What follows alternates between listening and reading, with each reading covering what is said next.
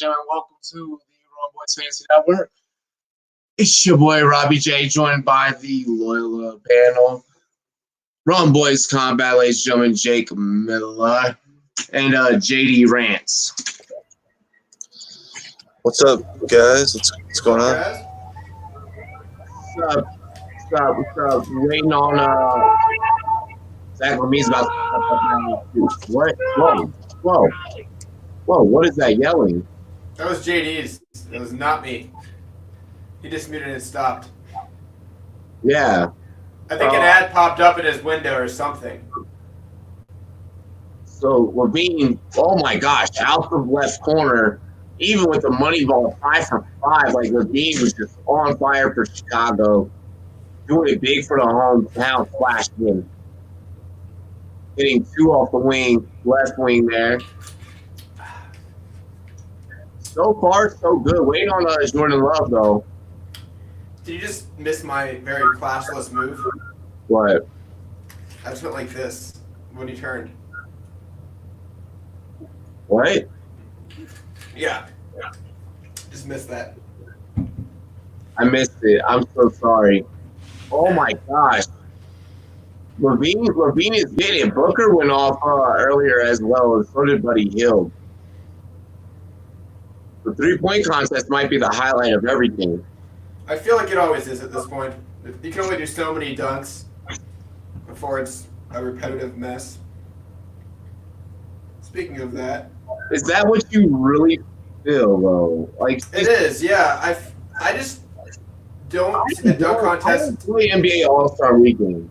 Oh, I do too, but the dunk contest minus the Gordon performance is one of those things where it hits me. I'm like, it's entertaining and I like it, but like I need something I haven't seen before, and I could see somebody jump higher and farther away each year, but like I want to see something like I've never seen this as a possibility in a dunk contest. Like I like the props, which is a weird thing because most people hate those things. Oh, I don't mind the props. I don't mind. I love it, but.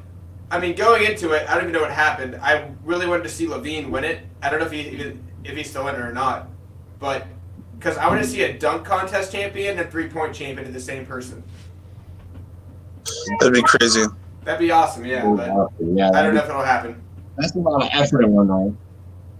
Harris, he only hit 3 shots out the corner there. That wasn't that impressive. Off the wing.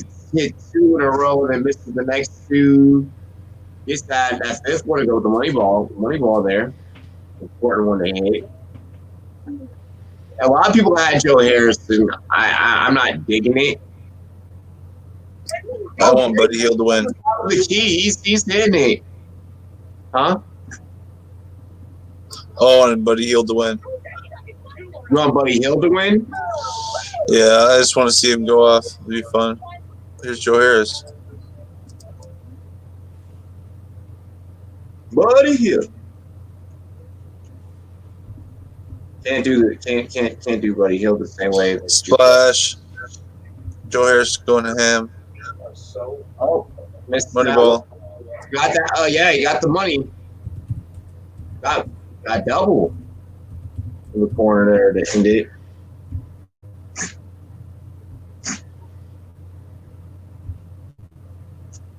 Are we doing are we just reacting to the All-Star, or are we doing the script that you had out for us earlier? Which is either way, it's chill.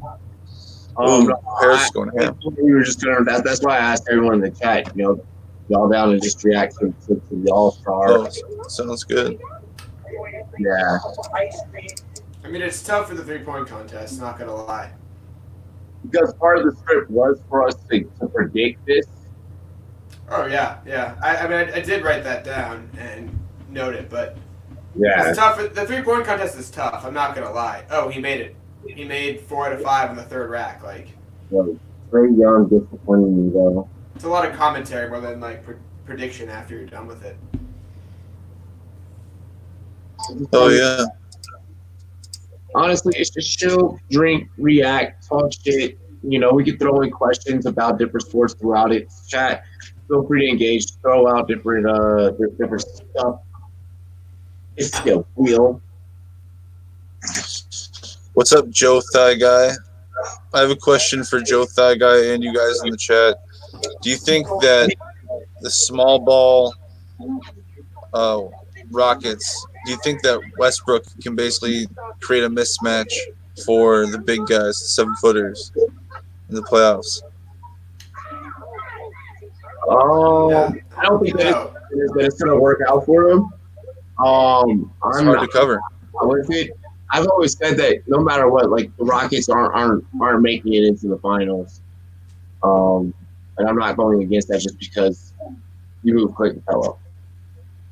That would be interesting. That's reasoning. I don't see it just because this is not the Russ of 5 years ago. He's a good athlete, but his like peak athletic ability could do it. Right now, I think he's like maybe 20% of that to like 15% of that lower.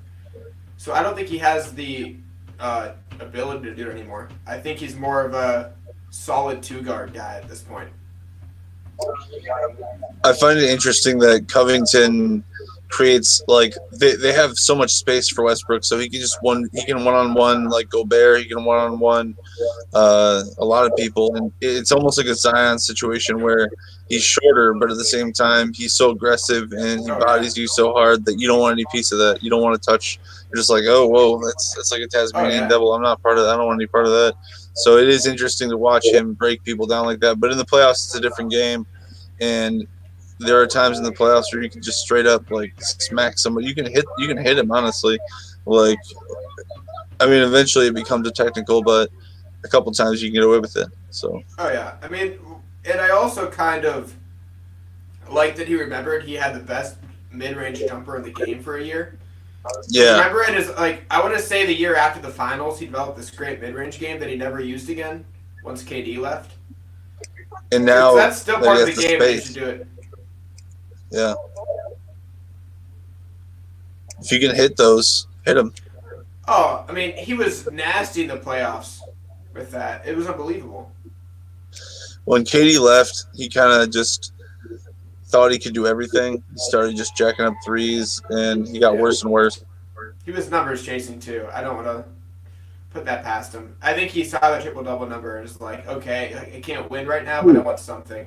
Yeah, Russ was just seeking gratification, seeking accolades. I mean, what was the next best thing that you were going to get, like JD just mentioned, after Durant left?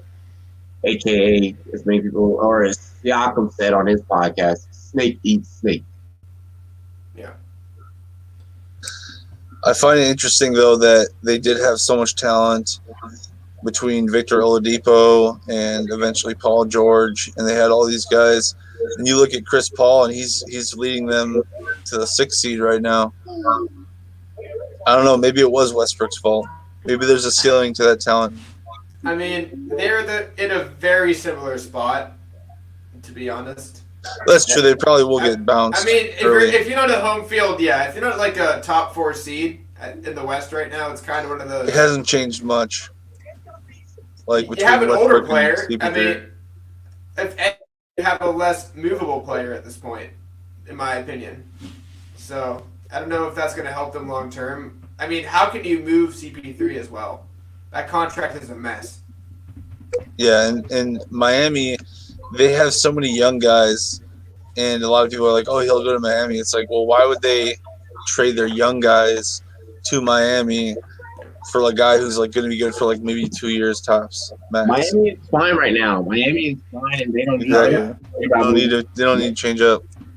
And even Butler has I don't want to say he's older, but I mean in 2 years he might be past his prime, right? It's true.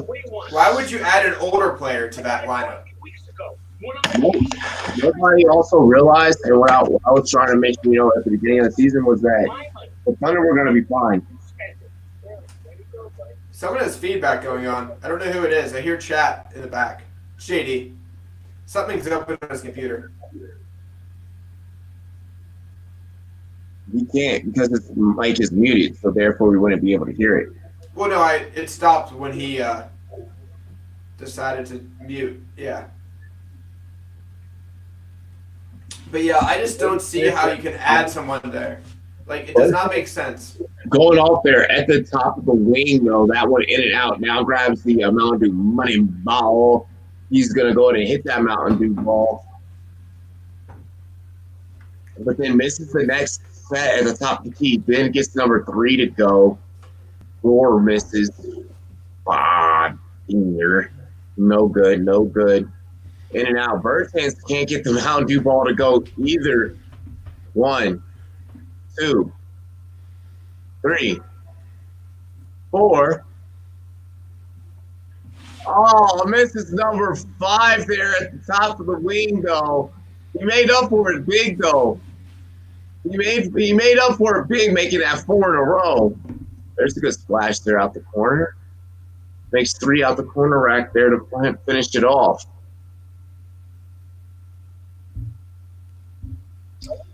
Oh yeah, I'm excited for this. Do you guys think that the Kobe Bryant Trophy now means more? Do you think that they're going to play harder now because the trophy is named Kobe Bryant?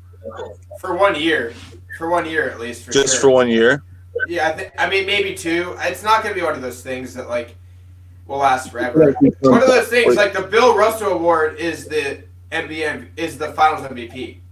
People don't remember the Bill Russell Award as much as they should. That's fair. So, I mean, like, you think it'll go back to the All-Star Trophy? They shouldn't change it. I mean, leave it as is. I think that he gets his own award. I think that Kobe gets his own award. Absolutely. I think that we would actually we're forgetting a great man in basketball if we don't give him his own award. I think that it will happen. I think that an award could get renamed or something. I mean, the NBA is gonna happen. I just have confidence in that. I just see it happening. So score to beat is 22 for Devin Booker. Already has 7 here in this round. Oh, he's splashing. He is going off. Let's go ahead and make that 12. 30 seconds left here for him to shoot. Gets the Mountain Dew ball to go. Puts him up to 15, 16, 17. Hit from the wing over on the right side. Booker is going off. Yeah, Leafs is having lag issues. I think he's wondering if it's ours, but it seems like it's more him than us right now. Refresh button. We're live on Twitter. We're live on Sportscaster. We're God. We are not God. We're good though. Is that typo? I am the God. Who do you guys think is going to win the Kobe Bryant Award? So, and that award, correct, is given away tomorrow for the All-Star MVP, correct? Correct. Yes.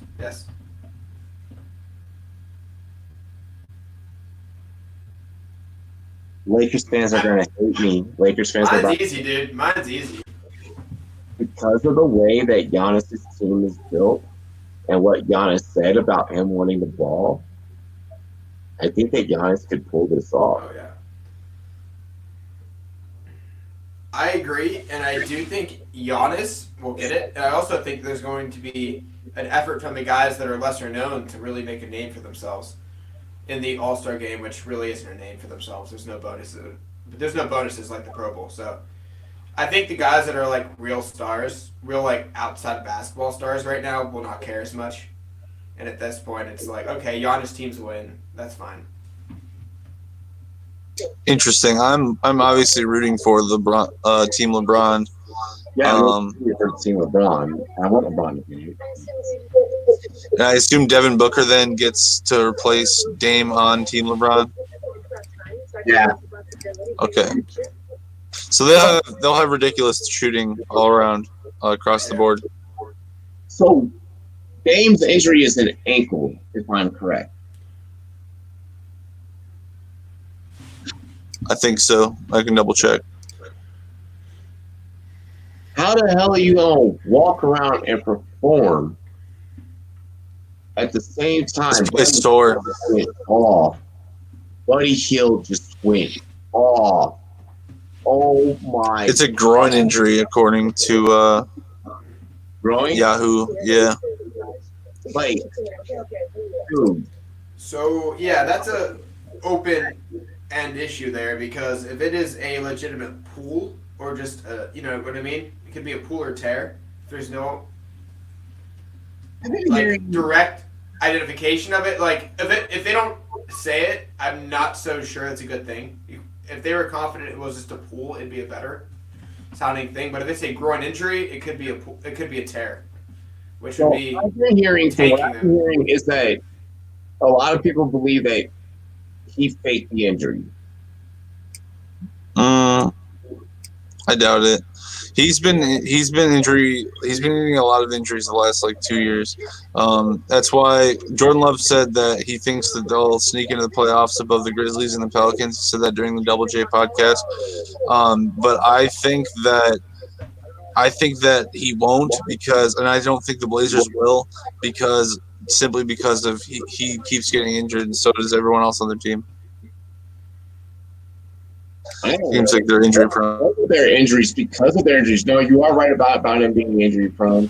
Well, not. I don't want to put the words injury prone on Damian Lillard because I just have so much Lately.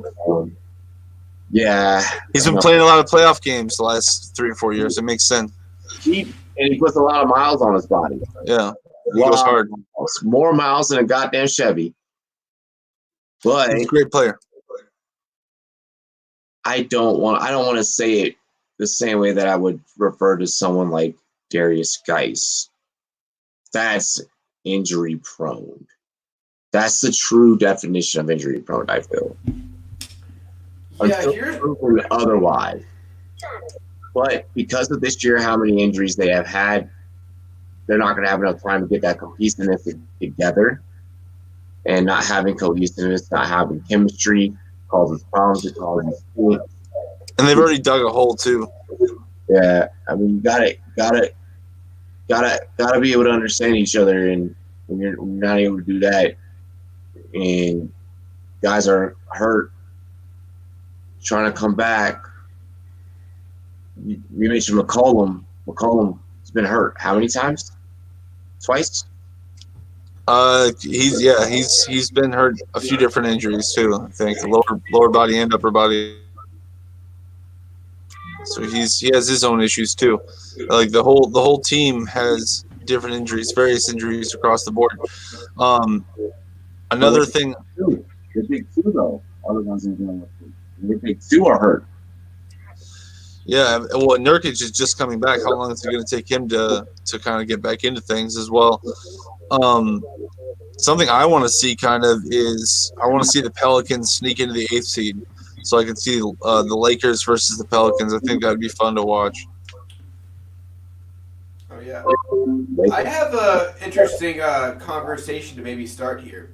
Do you think the fact that the Portland Trailblazers have two guys who played 3-4 years in college might have a shorter window because those guys should be Dame's 30, right?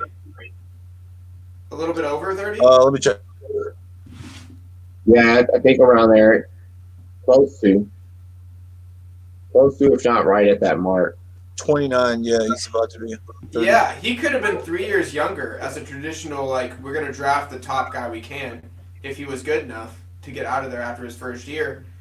It makes me wonder if drafting those 3-4 year guys who stay longer might be a concern if you're going to sign them to a second contract. This is true. I mean, this is why guys who are young and have great potential early on, like Zion, Luka, LeBron, people like that, they're so valuable because you can squeeze all their talent out of them. Zion has scored 30 plus points, I think 5 times already or something like that, 3 or 4 times. Yeah. So, yeah, I mean, that's incredible. He's only 19 years old. Luka did the same thing at his age. So it's crazy. That's what you want. You don't want somebody who's 25 and he already has played through 3 March Madnesses, and I don't know. That's not who I'd target. Yeah. Plus, I also think the you can go, Robbie. You're good. Well, I was just saying, oh no, that's it. Okay. Well, I also think that some of the nutrition that the players go through in college, are not beneficial for their NBA careers long term. So I think a player who's a project might be better off going to the draft after a rookie year. That might be when they're 19, 20 years old. And there could be benefit there in just not playing a lot and learning your game when you could put up maybe 25 to 30 in college, just playing 40 minutes. I think there's a benefit to leaving and sitting back and watching the game in the NBA rather than staying in school. Well, to answer the question that you were going to say with JD was something I was about to bring up. Was, yeah, you get that experience, but that experience can also be developed at a younger age elsewhere. We're seeing that a lot commonly with guys going to the Australian League. You look at, LaMelo went there, Hampton went there, various amounts of other names. Exactly. And yeah, teams look at potential over experience. That's exactly right. And also, there's such a thing as bad experience. If you go to college and you're in today's NBA, if you go to college and you are in a system that isn't a high level pro system where you're shooting a lot of threes and you're learning bad habits, then that's only going to hurt you. And let's be real. The NCAA, in my opinion, does not have the best intentions for these kids. They're not just like there to help these kids. They're there to use them to sell advertising. Is that too far to say? No, because the organization, I don't want to say that the coaches feel that way, because not the coaches, yeah. Yeah, because I was about to say, like, Bob Knight, right. He's a very passionate but sometimes just overly angry guy. Roy Williams, just a little bit too hard and critical, but at the end of the day, he wants to produce prospects. He likes saying, those are guys that like saying that they produce NBA products, Yeah, the high level ones do. I think just in a general, like as an overall system, like you're more beneficial, like you said, going to the NBL or even the TBL, like stuff like that, where you can showcase your talents and you're at a stage. The NCAA has a nice stage, March Madness. Like it helps Zion Williamson. It helps the top talent. But how much does it help like the middle of the pack guys who are really trying to like just make the NBA? That's like their only goal. I don't think it helps those guys. That the European League, the Australian League, you mentioned the TBL, the TBT as well. All of those types of Turkish leagues. League, yeah. Thank you. Yeah, Turkish League, FIBA in general. Hey, man, you had highlights of high schoolers in the Drew League going to NBA scouts. Yeah, that is unbelievable that a summer league can get that much attention, but it did. Jamal Crawford's giving these guys a chance in the summer to show off.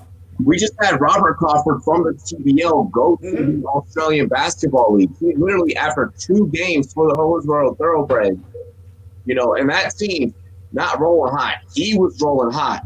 And the Australian League was like, hey, we need you. Brought him in. Thoroughbreds, no offense to you guys. We're live on Sportscaster. Much love, but, it is what it is. You're lacking on defense. But furthermore, there's these developmental leagues. And, we've name-dropped plenty of them that I think that's the new funnel. I agree.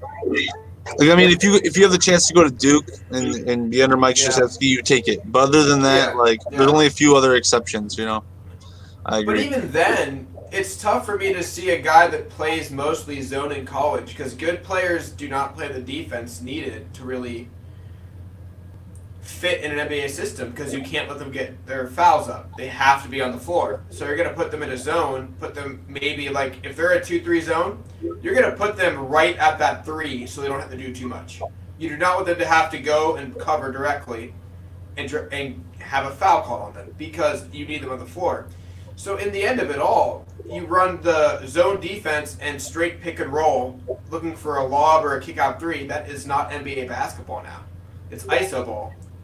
Glorified ISO ball, really. So I don't think anything in college translates to the NBA anymore. I don't know if you guys disagree or not, but I agree. Counter me if you can. I'd say 80% of it doesn't. Like, obviously, like you look at Steph Curry and Davidson. He pretty much himself, just him as a player, changed the game because he would just stop and pop, 2 seconds into the shot clock, and it's like that's modern, but it's back then it wasn't modern. He had to change it. So it takes like certain coaches, certain players to change the game, and that's what's happened.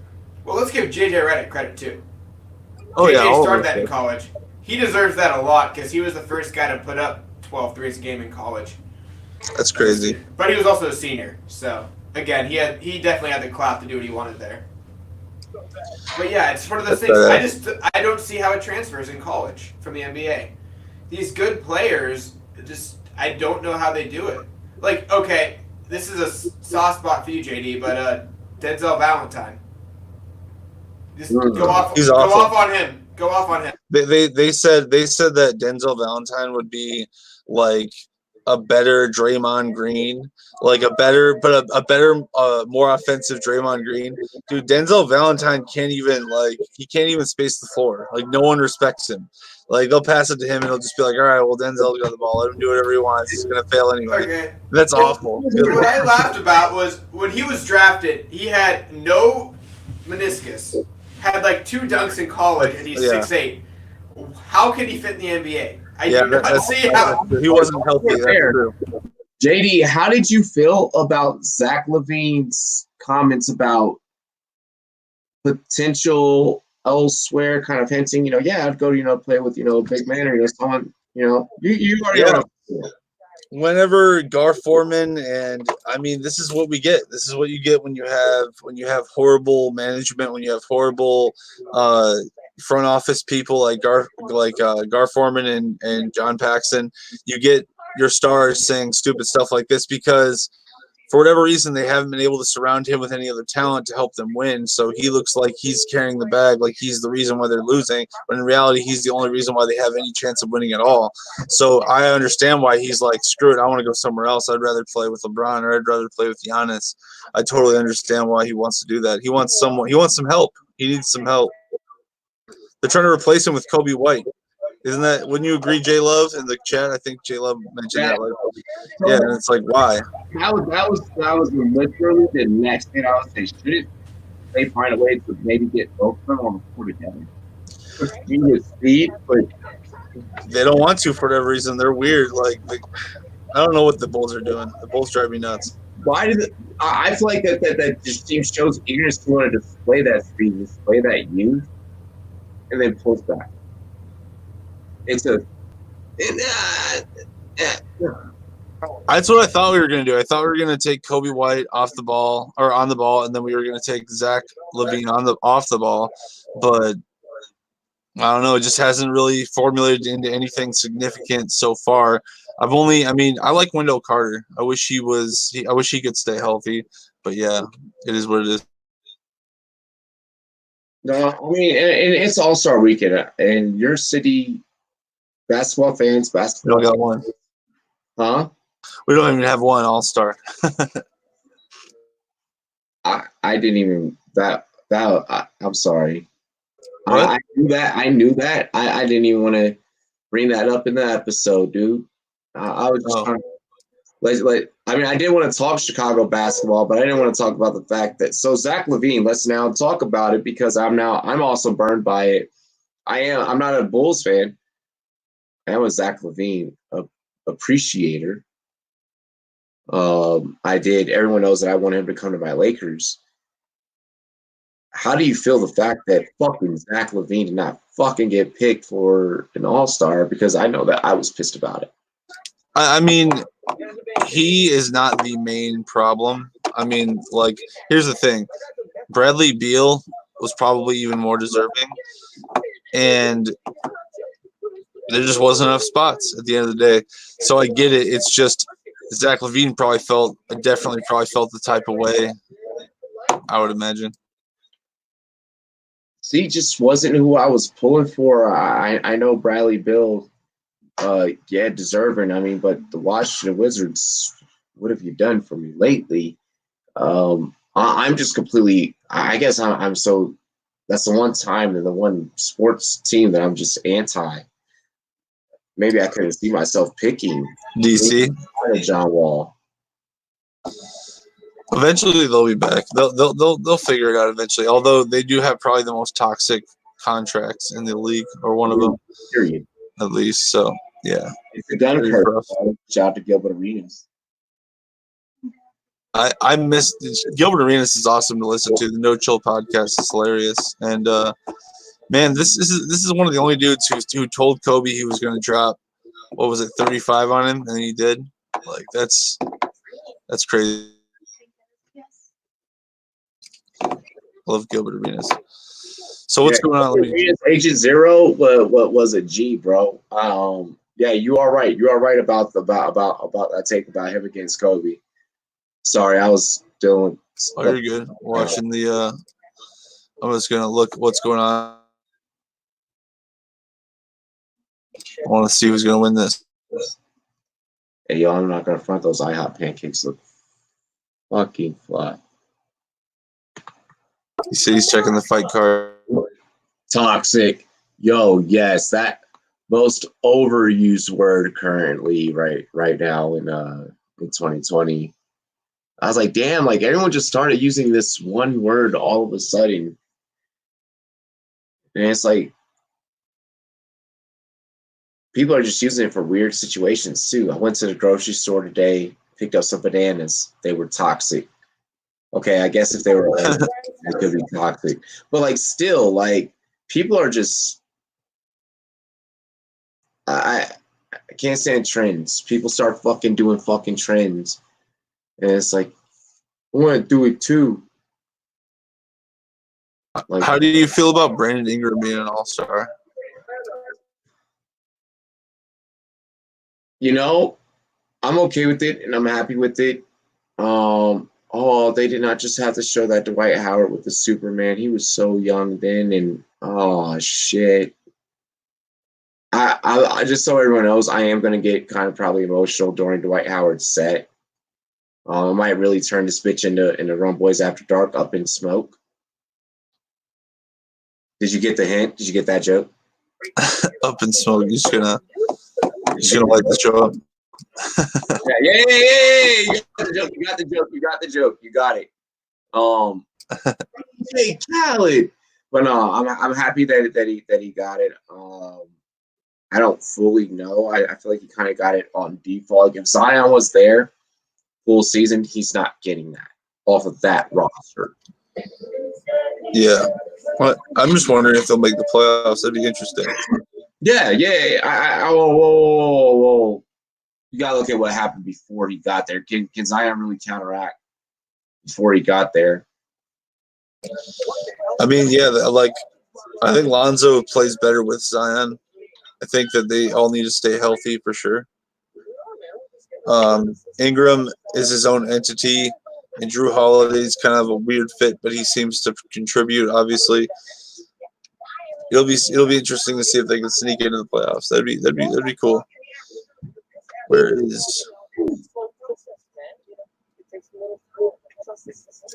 Yo, just DJ Khaled announcing this. So there's Pat Connaughton. Fucking. Here we go. He's being like weird. He keeps like. Dwight Howard. Hey, Ron Gordon, aka Casper. Uncle Drew reference, if anyone got that. Oh, that's funny. Derek Jones Jr., let's go. Yeah, let's go shoot. Why do you have the dancers on the side? I got the dancers. I'm really confused about the dancers.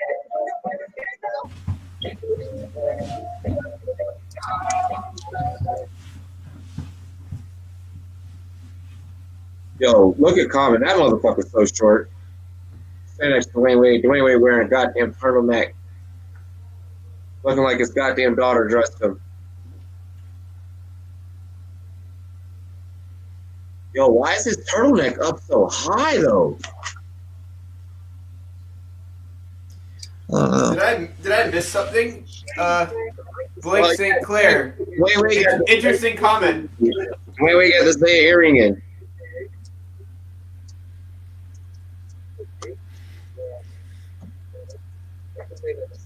Why are we Kansas Parker? Why are we shouting out? Are these the judges? Get your gloves. I got a lot of time for forget the crowd. I have been doing a little research on what JD really, or JD, is Common really a fucking judge? I think so. Chadwick Boston? Why the fuck is Black Panther a judge? No. They ruin the integrity of the game now. I like this. Oh god, this is terrible. This is off. Okay, Scottie Pippen's there.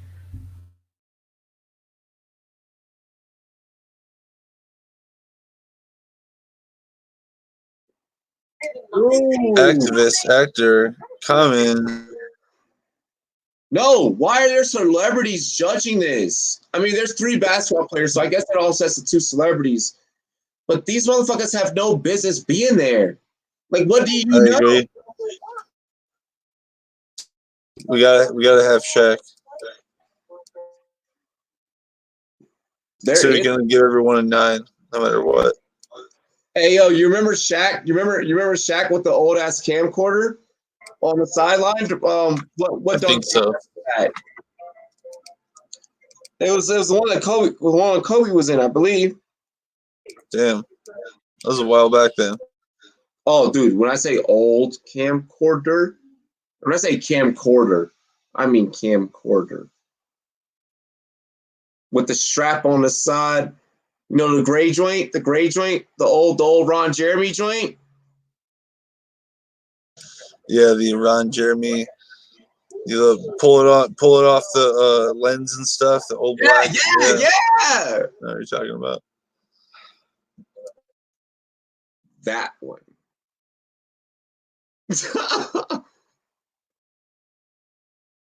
Jake is talking, but we can't hear Jake. Kenny Jet Smith is a Hall of Famer. Really? No. But they just said the newest Hall of Famer. Leafs defense just said Derek Jones should do a reverse duck from the free throw line. How is that possible? Can you dunk through a backboard? That'd be really impressive. That would be a 50. I agree.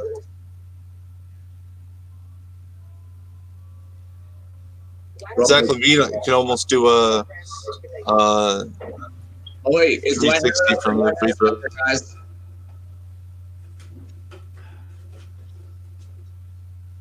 That's too simple, Dwight. Come on, old ass motherfucker.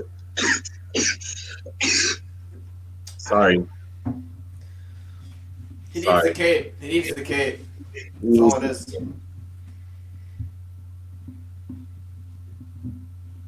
Oh my gosh, Tree. Love you, Tree. Very, very nice.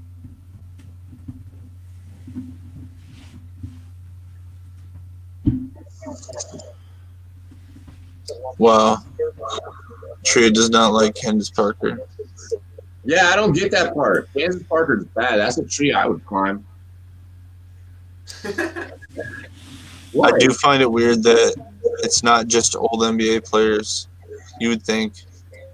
Yeah, I mean, I would like that some guys who actually were in a dunk contest and made it. Right? Yeah, it's like, where's Nate Robinson? Where's Muggsy Bogues? Muggsy Bogues, Nate Robinson, Dominic Wilkins. Oh, he did it forever. I mean, he paid his dues. He was always in it for a He while. wasn't available? Current players would be Possible, interesting, I guess. actually. Clyde Drexler? I don't know. I guess he's not too old to be out of it yet. Current players in 2020 forms would be toxic. Matt Barnes and Stack. Dude, they're blowing up. All the Smoke podcast. Well, I mean, I see, like, some players, like Dr. J, did it for so long, they kind of paid their dues and are done with it. I mean, he was there for a good 20 years, nonstop. But, yeah, I mean, I don't know. Stackhouse was a good athlete. Ray Allen, just for fun. I mean, he was in it one time, right? It'd be nice to, yeah. I'd like to see Paul Pierce or Kevin Garnett. Paul Pierce, he knows dunking very well. Made part of his game. Oh yeah, he knows. He knows. Vince Carter would be a good one. No, Oh, when he retires, he's instant. Yeah, he'll be there for. When Vince Carter came and stuck his arm in the rim, everybody went crazy in the That's good, whole Nick. gym. Whoa. Hey man, NBA Street Home Court literally used that dunk for every single position. Elbow in the rim. Legendary move. It's a good way to do it. Stephon Marbury would do that stuff too. Hey, yo, Nick. Hey, yo, Nick. Hey Nick, what's up, man? Co-host of the Rum Report in the house. It's my day. Nick Howard. I would say Carter is the greatest Howard. dunker of all time. I think he is too. NBA Nice dunker. There's guys who are pro dunkers outside of the NBA who are better. It only dunk, but basketball players in the NBA who are also all-stars as well as dunk champions. He's the top. Wait. Jones Jr. Line of cheerleaders over his. Hey. Man, you didn't even jump over, dude, bro. That was weak. Hey, Robbie. Giannis, don't hype that motherfucker up. Hey, Robbie. That was whack. Who would love to see Nick Howard try to fit into his Starberries right now? Like, post a pic on Discord of him trying to fit into his Starberries. Yo, bro. Please do it, Nick. Please. I had the Starberries that Please. like had no laces. You just zip them up and then you tighten them up. I didn't even get those ones. Yeah, I had the Those are cool. I had the blue mostly, and the lettering was orange, and it had the yellow and black. Yup. Starberries were cool, man. They're only like $30 too. The spinners. Best bang for your buck, Starberries, for sure. That's why I made them, right? Yeah, that's why you made them. Because the issue was there were inner city kids in Jersey killing each other or bullying each other for shoes, and he wanted to make them cheap so no one had to do that to get good product. Am I incorrect by that? Shoot, I mean, my family didn't want to spend money on shoes, so there you go. He helped my family too. Everybody, he helped a lot of people. Yeah, but I know he actually lost a lot of money in those shoes too, because the purpose was just to make it so there was no bullying in school to steal someone's shoes. So it worked out well for everybody except, well, he went to China and made crazy money overseas. Yeah, he made like $20 million a year for like. Oh, and his legacy there. That guy can go there and brand every single thing. That guy's set for life in China right now. That'd be good for him. This motherfucker Nick Howard, bro, they still fit for real. Hey, man. Good for you. Good for you. That was like 5 sizes ago for me. So no, I was probably like a 9. Now I'm like a 11.5. But it would be painful. They're still together, which is very impressive. Ladies, that is JD's mating, or that is not I'm sorry, not JD. That is a Jake Miller mating call right there, so everyone knows. Is it? Yeah, is it? That a fact that I was a 9 shoe?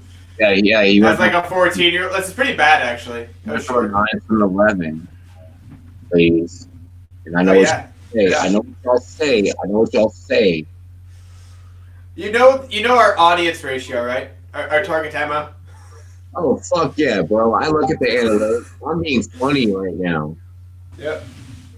But if they did fit, that's awesome. I love that you drink out of like a legit sommelier, by the way. Yeah. Nice Glencairn? Yeah. You drink wine, don't you? I drink wine? Alright, well, usually I do sometimes. I know you, dude. Got to. Hey, JD, you ever slap the bag? Have I ever what? Slap the bag. Slap. Oh, okay. No, Leaf's defense is like, why is she judging? He has nothing against Candace personally, but yeah, why is she judging it? Why is she in a dunk contest? Because she's dunked before. Yeah, I saw that video. The WNBA, we dunk once every 10 years. It is an absolute classic. Yo, these Orlando jerseys now trip me the hell out. I'm gonna be honest. But no, slap the bag is there. Oh, come on, AG. He's like, Zach Levine's not here. I don't have to try as hard. This is interesting. Zach Levine. Oh! That was flawless. That was flawless. Oh, I had those too, Nick. Nick had the black and silver stars. I for sure had those ones. That's what's up. Shaq's camera's trash. Hey, leave. Yo, the 90s were great. But no, slap the bag is when, like, you're at a festival, you're chilling, everyone's having a good time. It's just music playing. And there's usually some people, they just walk around with a bag of wine. They pull out the box and they walk around with a bag. And you slap it and it makes all the wine just flat, like pour out, and like you just gotta drink it. Oh, there's Shaq's camera. You upgraded to a selfie now. You got the selfie stick. You know how trippy that is that people will just sit courtside and record videos from their phone? You see his kid is going to his alma mater, LSU again? Yeah. He's yeah. transferring. That came out today, bro. How do you feel about that? It's funny because I saw a video a couple years ago. He was talking to Kenny Smith about like, oh, I didn't see your dad's alma mater on there. He's like, they're a little below my level. Like kind of how he was arrogant about it. And I was like, well, I'm going to have to live with those comments, man, because right now you're there. So, good luck with that one. Dude. Sharif? Yeah, a couple years ago. He's like, oh, I'm looking more at teams on my level, you know, where I stand. It's like, well, you're there, dude. You gotta have to answer to that soon. Wow. I mean, I don't blame him. He was a top 25, 35 prospect. You're usually going to Arizona if you're West Coast. Probably USC if you want to get paid under the table. He wanted as much as we've seen of Shaq. Remember when Shaq was with the old girl from all right, I'm showing my age. Don't fuck you if you laugh at me. It's not cool. We're the all similar ages here. There was a show called like Flav in the House or whatever, and like a chick from Flav in the House started dating Shaq, and then they had a show together. And if you go all the way back then and don't make fun of them, because guess what? The baller brand, the big beast, they all got their fucking brand, okay? And they done a reality show through Facebook, so you can't judge them because it happens in your generation, kids. So don't sit here and talk shit. But Sharif also expressed then that he wanted to follow in his dad's footsteps and he wanted to do what his dad does. You go back to clips of MTV Cribs. What was Sharif's room always done up in? Lakers. This is in Sharif's blood. This was going to happen no matter what, guys. And now I'm done being old. Yeah, I mean, it also helped that he didn't fit in that system. I don't want to say he's not a top prospect or a first round prospect, but he's years away at this point. He might be 6'9" at this point. He doesn't have his dad's size. Do you guys agree? Doesn't he have a heart condition? Maybe. I just know there's something there where he does not fit modern basketball. I just think he's missing something. Like, so Jake, are you basically saying? Sorry to cut you off, brother, but are you basically saying that this man? I get to say that he's not NBA level right now, but no, he's not making the wrong decision by choosing to go to a big. No, I'm not. I just think his expectations were way too high when he was going to be the one and done guy. I was like, I never saw that because he played big guy at the high school level, where it's like, yeah, you're 6'8", 6'9". You're not. You are at this point a small 4 or big 3. Yeah. You need to learn something else. You have to learn dribble. He can shoot the ball well. It's just all his talents were alley-oops or three-pointers. Nothing in between. I'm like, you're missing a good third of the game. You have to be able to get your own quickly because Get your own shot, yeah. But yeah, space I before mean, become dangerous you need inside to out. in that middle part of the game. If you're 6'8", you need to be able to dribble the ball and get to the basket yourself. There's no excuse for it now. It's where the league's going. So I think he played that center He'd be a in small high power school. forward. The Leafs. Oh yeah, I agree. I think he has a chance, but I think people thought of him and Bobo on the same level, and I mean, neither made it, but at least Bobo. fell late. Like that was bad. Well, he had issues, man. When you have ankle What's he issues even at doing? 7'7", I think he's in the D League. I'm pretty sure. Yeah, the G League. Yeah, the G League. Or G League. Yeah. Wow, that shit's my age, right? This is my age right there. Oh, let's go, Dwight. Let's go, Dwight. Come on, baby. Oh, he's got the cape out. Oh my gosh. You're too old for this, man. Oh, your age.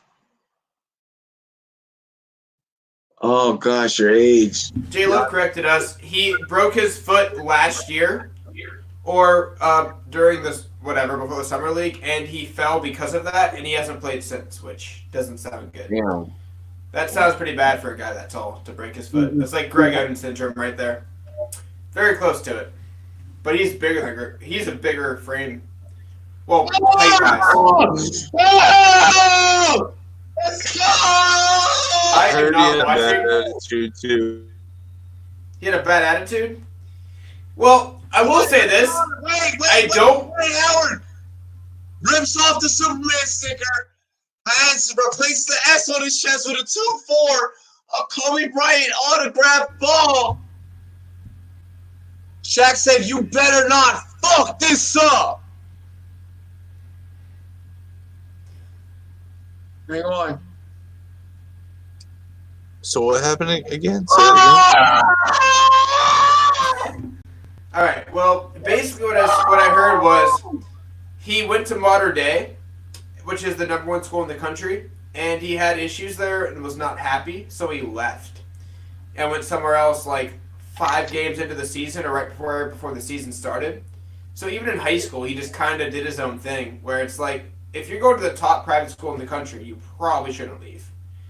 Just for your own recruitment and own good. But he just didn't fit with the system. I was like, dude, if you're the best player in the country, I don't care what system you're in. It should work for you. Am I wrong in saying that? I feel like that's common sense. If you're a good player, the system should work for you. Oh no, yeah, you got it. Yeah, I mean, you should be able to find this. Oh yeah, if you're a top where 50 you- player, there should be there's no excuse. If you're a top 50 player, it should work for you. But I think Dwight Howard might win this dunk contest based on Robbie's reaction. But Bro, you got a Yeah, 10, 49 points. oh yeah, I mean, what did he do though? Did he just What throw did he it do? down Can you in like explain a it again? high? Please, yes. So okay, so the ball was tossed to him from behind, from out of the crowd, behind the backboard. They tossed him from pretty much like out of bounds, and behind the camera crew, he came up, caught it like mid-air, a little bit just past the free throw line, and then just slammed it in with the cape on, ripped off the 34 or ripped off the S on his chest, had the 24. It was lit. And apparently Jameer passed him the ball too, which is awesome for the Magic days. Yeah. I do love that. Yeah. Okay. Yeah. That's the basketball. Jameer Nelson. I didn't see who exactly it was. I couldn't tell. See, I love Jameer Nelson's jump shot in The degree of NBA Live 08. Oh!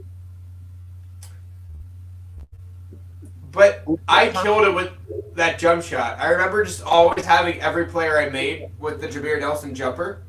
And I timed it up so well in like the NBA Live 08, which is again just aging myself, but it's fine.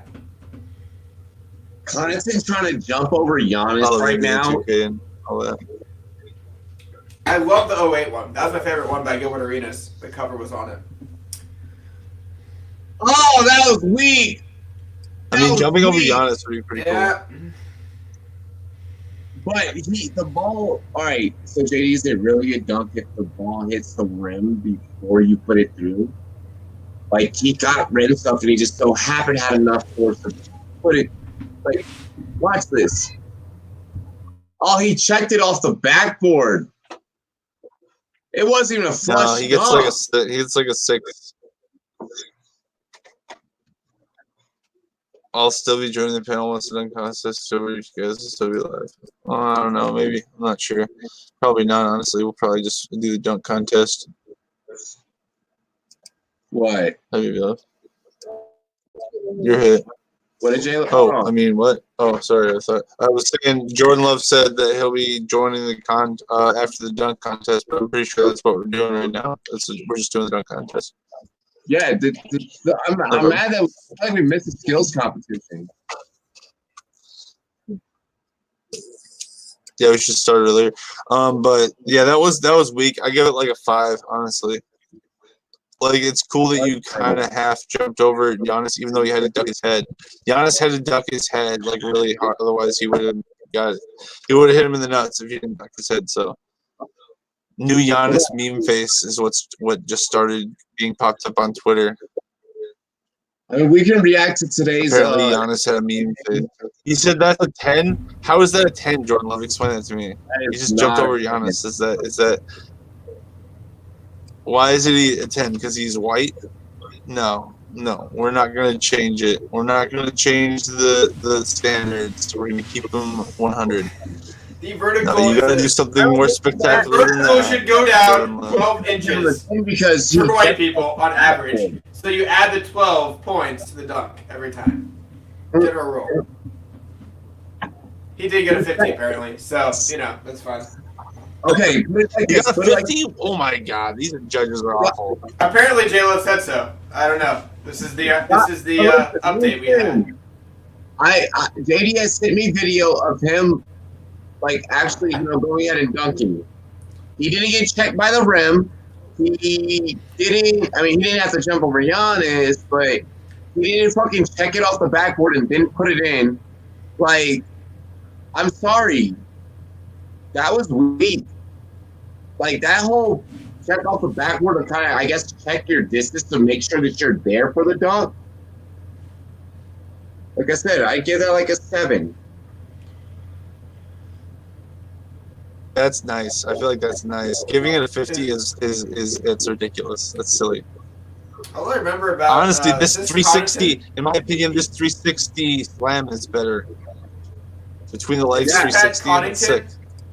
So what I remember about him is if he would have made that shot against Kentucky when they were like near undefeated that year, before they lost in the finals, I think, or to Wisconsin, I would have made a lot of money, and he did not, and I was very upset with him because he was very open and he missed a game-winning shot. That's all I know about him.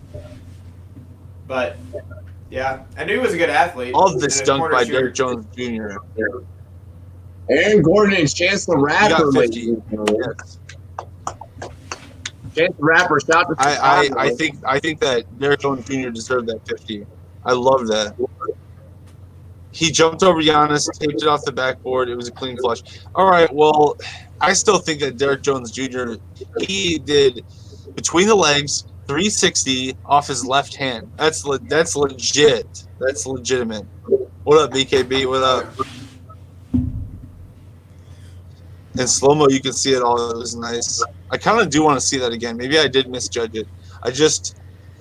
It didn't look that flashy to me. I still think, what's up, Peacock? Is Aaron Gordon about to do something crazy? You have a faster feed than me. Aaron Gordon's just getting set up for me. He leaped over Chicago's own Chance the Rapper. I agree, Jordan Love. Grabs the ball, reverse dunk. Hey, that's the height of Chance the Rapper. 80. I'm just wondering, what is Chance's height? Yeah, I would say like maybe 5'11". Howard's dunks were overrated. Whatever. I want to see what's going on. I feel like Dwight will get some boost right now. Okay, Chance is like 5'8". Dwight gets it though. Dwight is a showman. He gets it. He's a showman. Yeah. Oh yeah. For sure. That was pretty cool, but I still think Derek Jones Jr. 360 between the legs is the sickest. That's the highest degree of difficulty. He's spinning. Oh yeah. Well, he will have that. He's probably the best athlete out here right now. And I would say he probably has the best vertical, Derek despite Jones being a taller Jr. guy. I think he probably has the best vertical and is a taller guy than most people. So he probably should win this. Derek Jones. Oh yeah, Derek. His combine was crazy. I was thinking Aaron Gordon or Dwight Howard, but I mean, clearly. Well, I mean, a young Howard would be. Yeah, but I don't think a young Howard's here. Gordon put Gordon put good weight on. Gordon put, I'm a good basketball player weight on now and can actually put up some better points and be efficient. Jones is a dunker. He is a guy that just flies all the time, and he always will. I feel like that's his thing, where he'll be the guy that can play that 10 minutes a game, be a good athlete. But I think Gordon really has... Like, this, Shaq is looking around like... Is Shaq throwing 10s out right now? Shaq's just got his phone and he's got his selfie Wait. cam. Did you just that Giannis and Middleton are a 5 out of 10? No. The Pat. The Pat Giannis. Connaughton and Giannis. Yeah, that was only a 5 out of 10 in my opinion. Derek Jones, in my opinion, the spinning wheel leg. Lowered it. You saw the replay. Because salt. Salt. No, because they gave him a 50. You gotta lose a point for that. Poor Connaughton. JD. Hey, Connaughton, listen. JD said that you were a 6 at first, and he said, fuck that. You're a 5 now. I want to rewatch it. Rewatch it to be fair. But just because Jordan Love said in slow-mo it looks better. But I want to see it. But at the same time, Derek Jones so far, it was ridiculous. Hey, in slow-mo, everything's a catch, right? Maybe because I'm expecting flush dunks. I don't like that whole check off the backboard and then you dunk. It looks like you just got a rebound and then you put it in. I just like the degree of difficulty, you know what I mean? Like, okay, cool, you can jump over Giannis. That is impressive. For a lot of that's very impressive that you can jump over Giannis. Yes. But J-Lo wants debate. Look at the comments. J-Lo wants debate. He wants a debate, but he's not here to make his argument. The lowest score you can give is 6. Yes, you need to counter now because I am literally like half watching UFC. All right, fine. So wait, JD, you gave him the lowest score for that? God damn, he jumped over Giannis. I said 7. All right, fine. If the lowest score is 6, then he gets a 7. But I agree with Robbie. If the lowest score is 6, then he'll get a 7 because at least he jumped over Giannis. That's impressive. Yeah. Jake said he didn't see it. But basically, he jumps over Giannis and puts the ball in after he like flips it off of the rim, basically. And it's impressive, but it's like.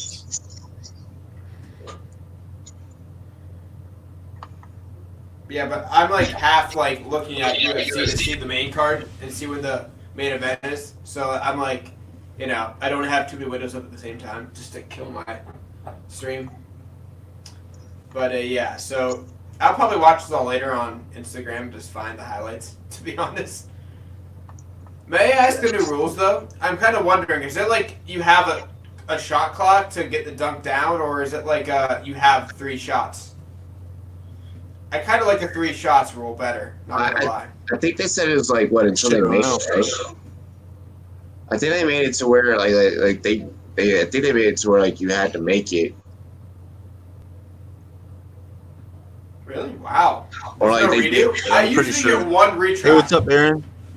That'd be fun, though, because I like the idea you have to make... Good, it's Derek versus Aaron. Good.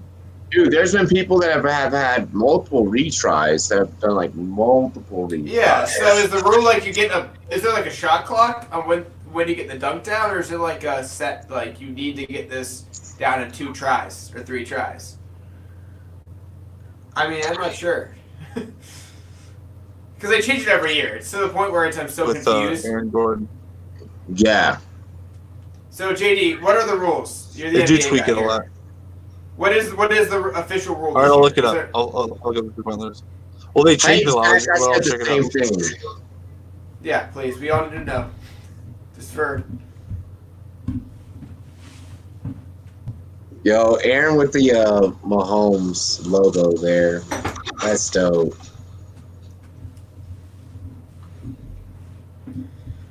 Yeah, Zion has to be in the dunk contest next year if he doesn't blow his knees out. jeez, Robbie. I'm sorry. Yo, you want to know a really fucked up story? So, my homie What's messaged that? me yesterday, and he's like, he's been in a leg brace, you know, and finally they did the x-rays and they figured out what was up with him. Damn, that was nice. But you jumped over two short people that weren't even the equivalent height of Giannis, so that was whack. I don't even know who the hell you jumped over. But, So the rules are the dunk contest rules are. Oh, sorry. no, go ahead.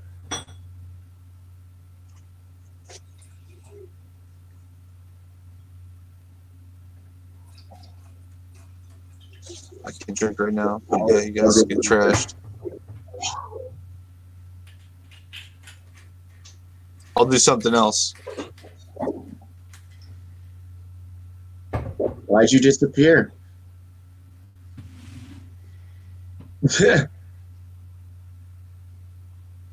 But no. So my homie, Start the trend. one of my homies that has been in a fantasy football league with me for like a hot minute now, like for like 3 years. In one of my home leagues, he is infamous for wishing injury on players, and it's almost like a curse because when he says it, the Damn. player that you have on your team tends to get injured. He'll say, "Oh, you have this player; he's going to get a ACL," and it'll happen.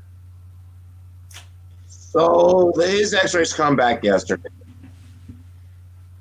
This fucker ruptured his ACL. I told him straight up, that's what you get Typical. for all those years, 3 years in a row of you wishing injuries on players, and now you know how it feels. And I was like, you should know how much that sucks as a former football player yourself. I'm sorry.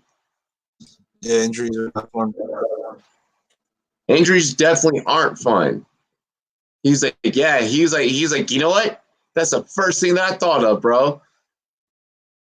I was like, I'm glad. Now let's go ahead and take you to go get your medicine and take care. Whenever Jake gets back. Right, yeah. Whenever Jake gets back, I'll read the dunk contest rules. Basically, it's very simple. It's just I didn't know that it was 6 to 10, but yeah, it's 6 to 10, and you score. It's 2 rounds, 5 judges. 6 to 10 is the score. High score 50, low score 30. All 4 competitors get 2 dunks in the first round. The 2 players, the highest. So you choose what dunk you want. Like if you have a dunk and you don't like it, you can say I don't want that judged. And then, but I guess it's worked out so that hasn't happened much. Both players get 2 dunks in the first round. The player with the highest combined score for both his dunks. So basically, if you get 50 and 50, you win. Unless it's like overtime, then they're gonna like sudden death after that. The first person to not have like 50 points. That's why I'm like, bro, don't give them all 50 points because then it's just gonna be, you know what I mean? That's stupid. It gets weird. Make it hard. Yeah, I mean that's one of those things where I remember the 2016 dunk contest where it's like everything was a 50 for a while just to keep it going. And it was like probably not all of those were 50s to make it go that extra like double overtime, but it was a good show. I feel like there's ways to work around that where it's like a 50 should be something that's hard to get, but. Conspiracy theory time. Conspiracy theory time. Who is this guy? What if they give him 50s? so that way they can sell more ad dollars. That way they can keep it going for as long as possible. I mean, that was pretty cool. I don't That know was because I feel like you know who your sponsors are and you know what you have to do commercial wise and with the time. I think you have that set thing where it's like we have this much time. These are the commercial periods. We know that. I don't think there's some late comers waiting for the sponsor. That's true. Who is that dude? Like, who is this guy? Like, I actually am not. My stream cut out. I don't know what's going on. Tell us what's going on there. Well, all right, so this dude in a tie-dye hoodie bounces it off the glass, caught between the legs, and dunked. I don't know if I've seen that before. it's really Miron. I love that reference and it's great, by the way. I really don't think I've seen that before. I was actually about to say it. Yep. There's a Kenny Smith reference. Throw it up, JD. That's great. Here, I'll do it. What was it? Yeah, the Kenny Smith quote right there. Yeah, Ever dunk contest? gentlemen. Yep, every year. Roman. Bro. So they are making this going to keep going. Oh, dude, for sure. I mean, they love the ratings for it. Good for them. You know, this is dunk number 2 for Gordon against Jones. Exactly. Everybody's saying it's over now. Oh! And that's the miss. Who the fuck is this? Why are you throwing this to him with a jacket? Why are you throwing this to him in a jacket, dude? Who the fuck is this guy? Oh, is that Markel Fultz? Hey, No, not Markel Fultz. hey, Oh!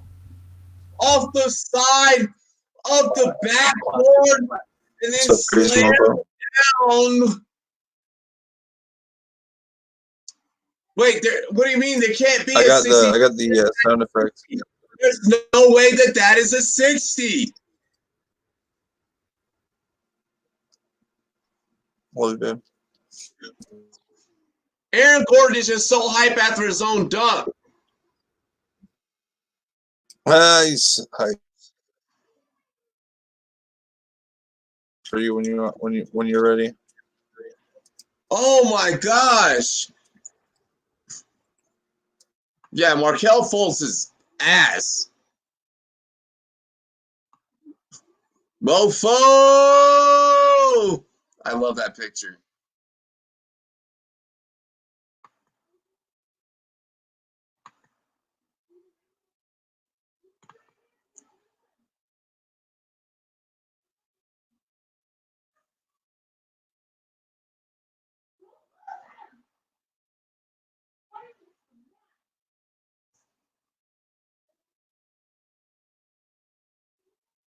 I think you muted yourself.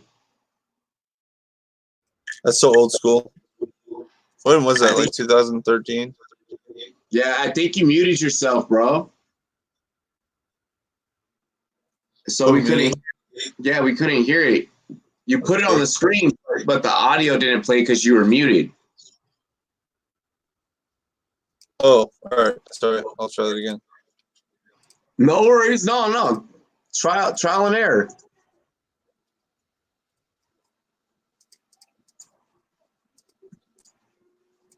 Aaron Gordon, best dunk of the night, says J Love. We do have a dunk off, ladies and gentlemen. Who the hell are these guys that Derrick Jones Jr. keeps bringing out? Dunk off. Jones Jr. is a champion, bro. He's coming for the ring.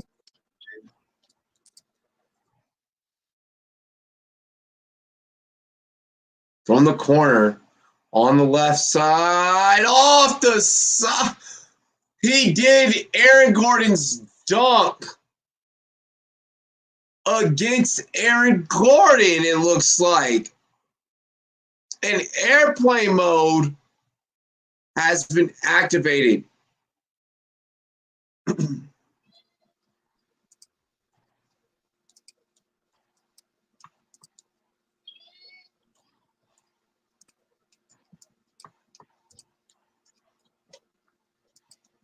It's ready.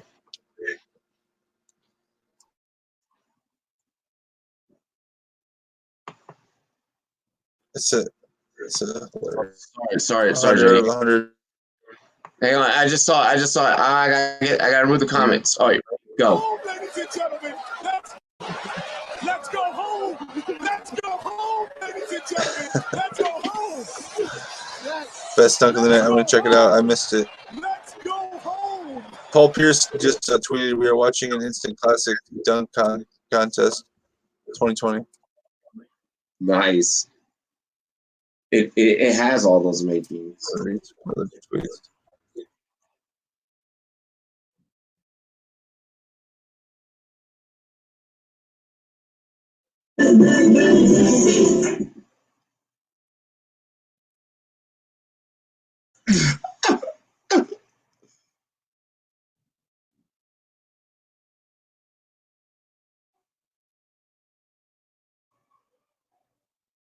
I want to see this dunk. My thing timed out. What's up, Ice Rose? What's up? It's me. It's really me, Aaron. What's up, Corral?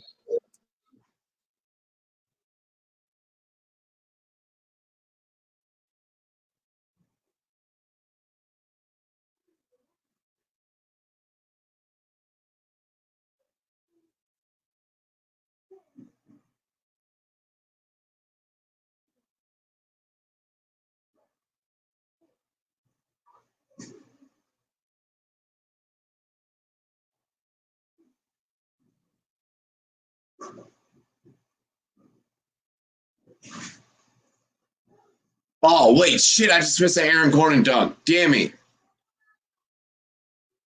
Yeah, he just did the same thing he Damn. did. So Aaron Gordon. No, He Aaron went Gordon. over. I just watched it. Aaron Gordon just gave up.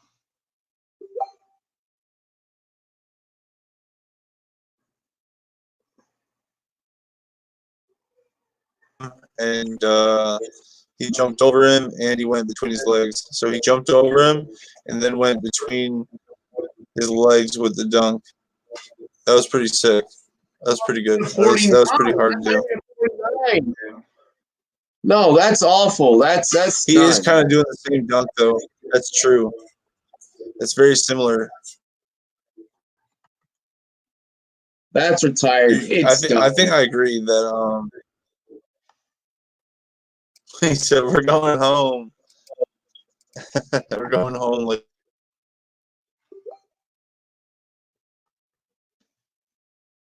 are we really doing this? is it really a 50?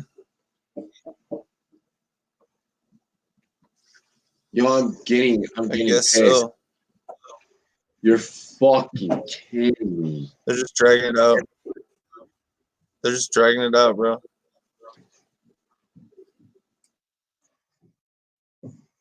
There's only one person that was original in that round.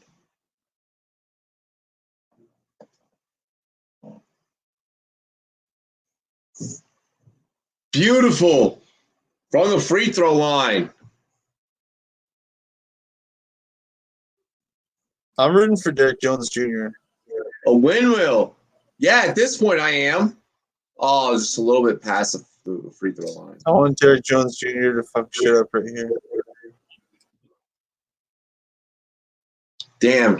That I want to third- go home, ladies and gentlemen. Let's go home. That third step.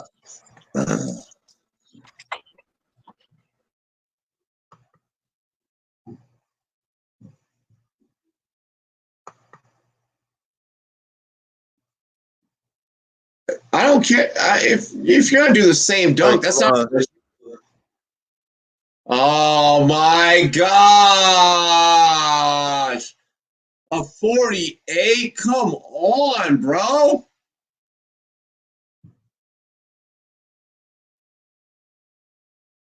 Free throw line, left-handed dunk. Yeah, that was like I guess Gordon deserves to win this one. What do you mean? No, Gordon has done the same shit. He's copycatted him home. Yeah, but that wasn't. We've seen the free throw line dunk like a bunch of times. We've seen it like probably like 6 or 7 times already. That's the only reason why Gordon might win. Wilkins, Although whoever said it's the greatest dunk contest, I don't really know. Dominique Wilkins ain't digging it. Dominique Wilkins ain't digging it. It's all right. Yeah, he got 48, like they said. So it's over. I think Aaron Gordon won.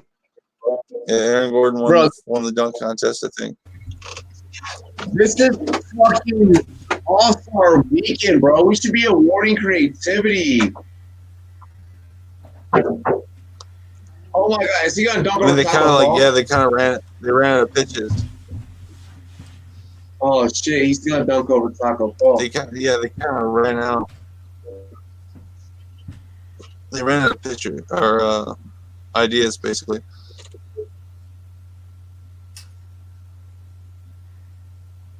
Bro, we see cats on Instagram make up dunks all the time. Come on, man. Like, these guys gotta be more creative if they're gonna do this. Like, I mean, they are pro dunkers, right? At that point, it's like one of those things. How much time have these guys put into this? well, NBA players are putting all their time into dunking. I would say they may put like 40 minutes a week into it. Oh shit! You just go forward, top, fall.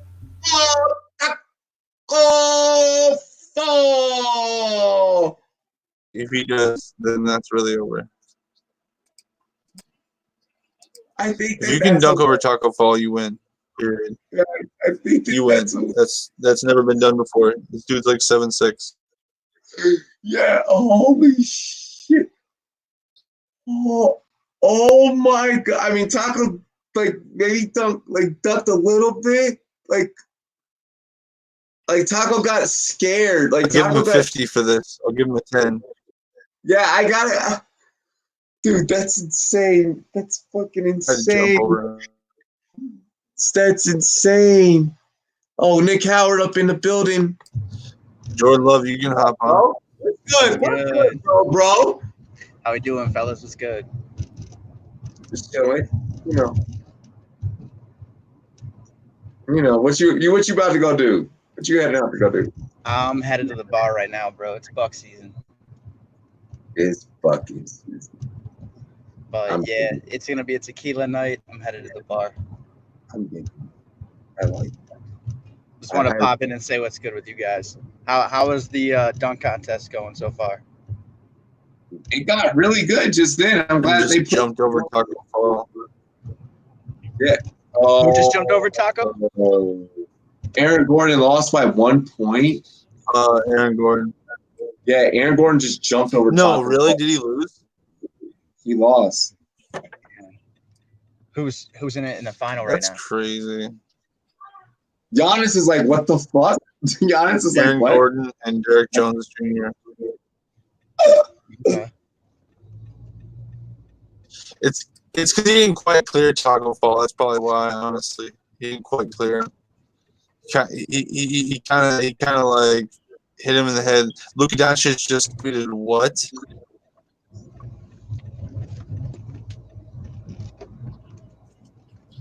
I mean, jumping over Shaq man.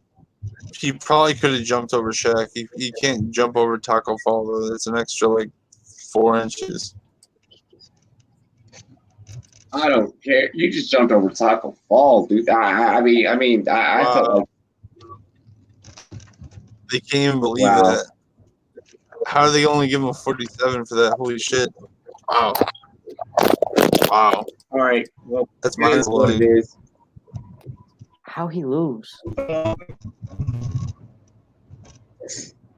Doesn't matter. Doesn't matter. It's all for show. It's all for show.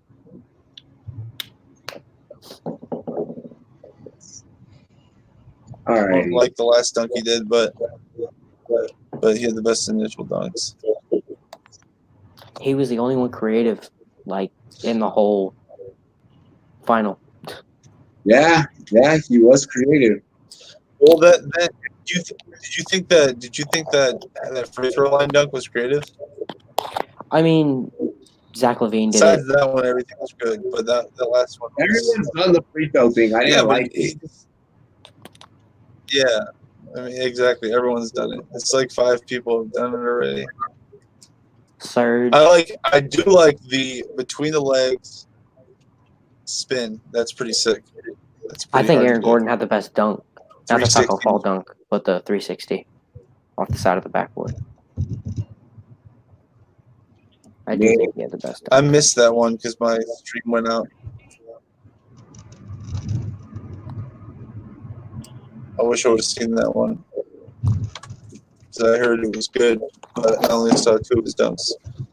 Aaron Gordon's Derek trying to Jones like. Jr. I mean, he deserves it. It's cool. Aaron Gordon's already won too, so he probably don't care that much. No, he hasn't. He hasn't won? No, he lost against Zach LaVine, and then last year when he came in, he was hurt. He had an ankle injury, so he didn't dunk that well. This is Derek Jones' second time winning. Well, you guys got in the 3-point. It already went. It already happened. Oh, it already happened? Yeah, Who won? buddy. Damn, that's my boy. Called that. Me too. Hell yeah. Who came in second? Dude, I like it. Devin Booker. Yeah. Really? How did Ice Trey do? Trey Young came in last. Trey Came in last?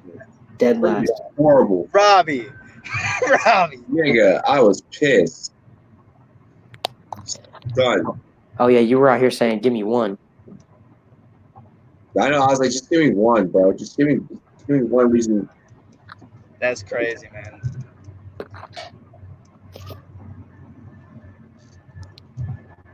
It makes you question everything now. It makes me good. Like, This contest is making me Boys, question stud. everything. like, are you gonna ever get a ring? Like, what the? Or is the Atlanta ever gonna let you go? Yo, who's that behind Aaron Gordon? Is that YB and Corday?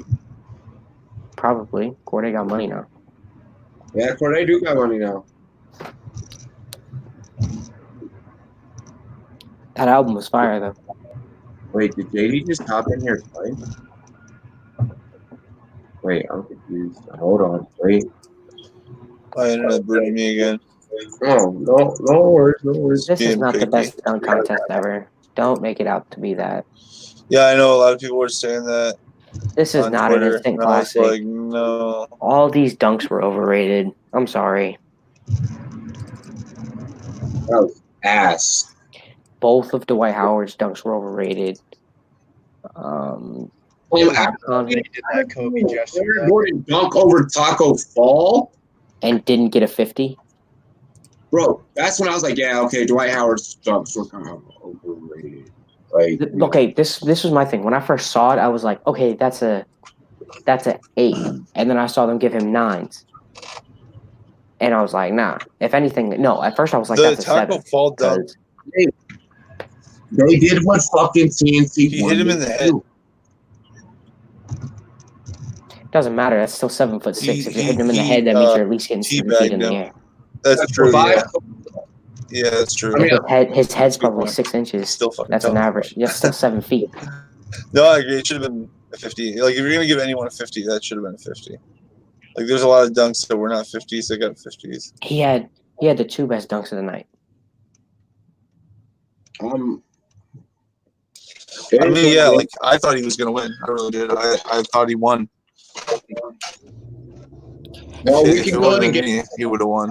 But we can get into the rest of the topics for tonight. I mean, if we really want to, like, because I'm so disappointed at that. Like, how do you jump over someone? Like, okay, yeah, cool.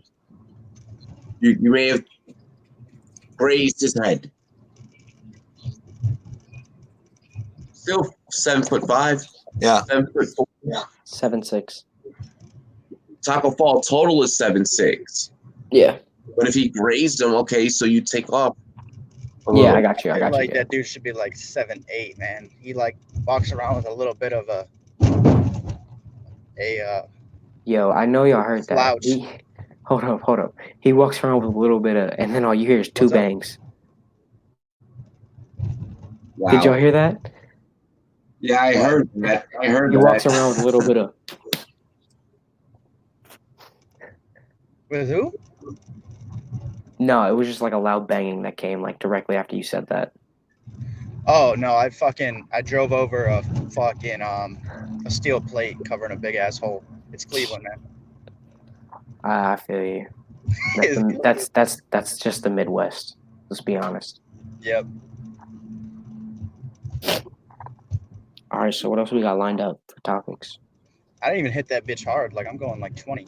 It's fucking probably a pothole the size of. Yeah, let's run through these topics. Give me 1 second. I'm pulling up right now. Okay. Earbud being all staticky. Yeah, let's get a topic because I'm about to be pulling up. He's like, yeah, I'm about to go get it. Go get some coochie. Hey man, I plead the fifth. The fifth. 1, 2, 3, I'm down 4. for topic too. Give me 1 sec though. Oh, where's? All right, so just 1 second.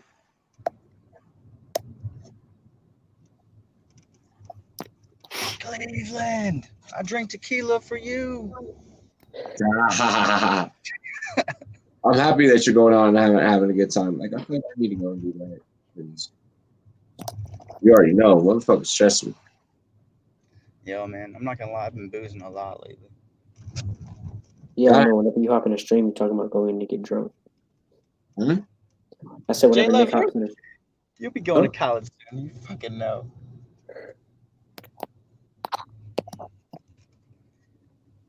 It's nowhere near as bad as how I was in college. Oh, college, I was a completely different animal. Oh my god, dude.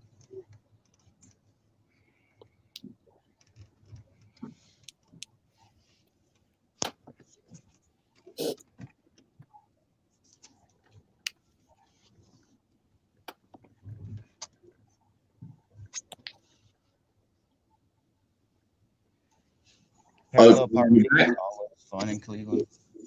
All right, so JD, you got the script up?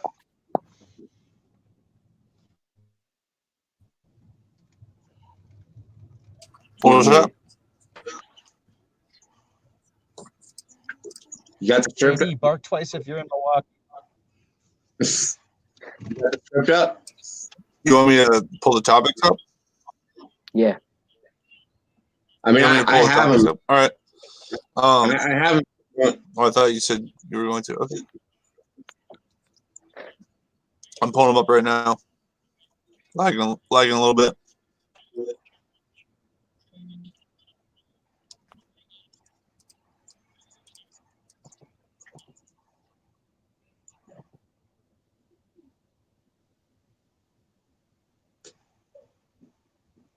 I can start the first one while you get them up, and then you can, go back, take Here over it is. the So we had who wins the dunk contest and why, XFL pick'ems. You want to do the NFL? Yeah. Those are the All ones right. that were. So the Redskins cut Josh Norman and Paul Richardson as well as others. Does Norman find another team or is he garbage? Jordan Love. I think Josh Norman does have a role in the NFL. Let me pick up my mic. I think Josh Norman does have a role in the NFL. He's a pretty good player. However, he was vastly overpaid. They paid him to be that corner that he was in Carolina for the 1 year, and he's just not that. He's getting older, so he's slowing down a little bit, but his coverage ability and his instincts are still there. I think a veteran team that's probably going to try and make a playoff push is a fourth corner off the bench, and he can just come in if needed. He could be good. As for the other players cut, I think Paul Richardson could find a defined role on a team. For example, the Jets, I think, need a lot of wideout help, and I think he can find a role there. But if you're looking at this like draft class where it's deep at corner, it's deep at receiver, both of these players might struggle finding a spot when there's youth coming into the NFL. I like what Rivera is doing in Washington. Also, I think that Norman can go play at a high level somewhere else. I really do, actually. What do you think, Robbie J? Absolutely positively think that Norman is garbage, but in typical Redskins fashion, he could possibly go and play at a high level somewhere else. But that's not what I'm hoping for and honestly wishing for. I think that he's old. He's shown that he's slow. We've seen that over the last 2 to 3 seasons.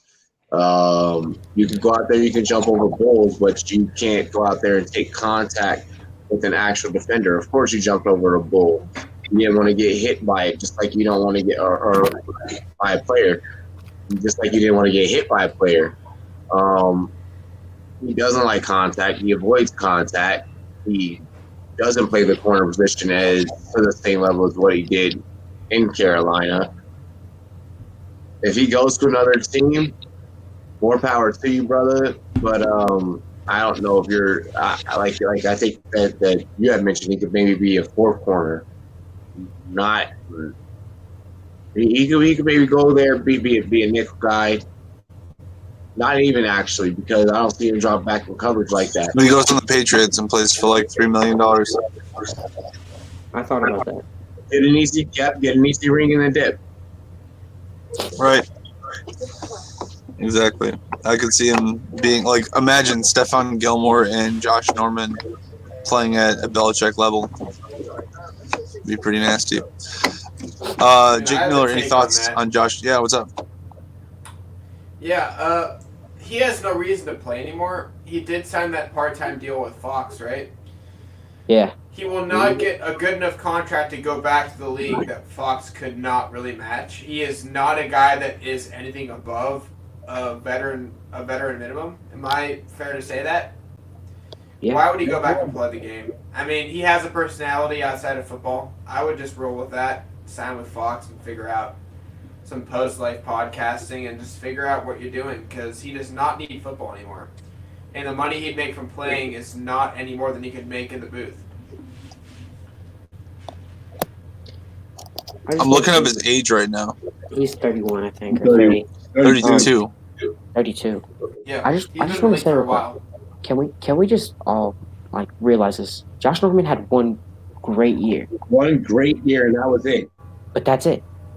Let's not treat him like he's some perennial Pro Bowler like In a Patrick zone Peterson. system, too.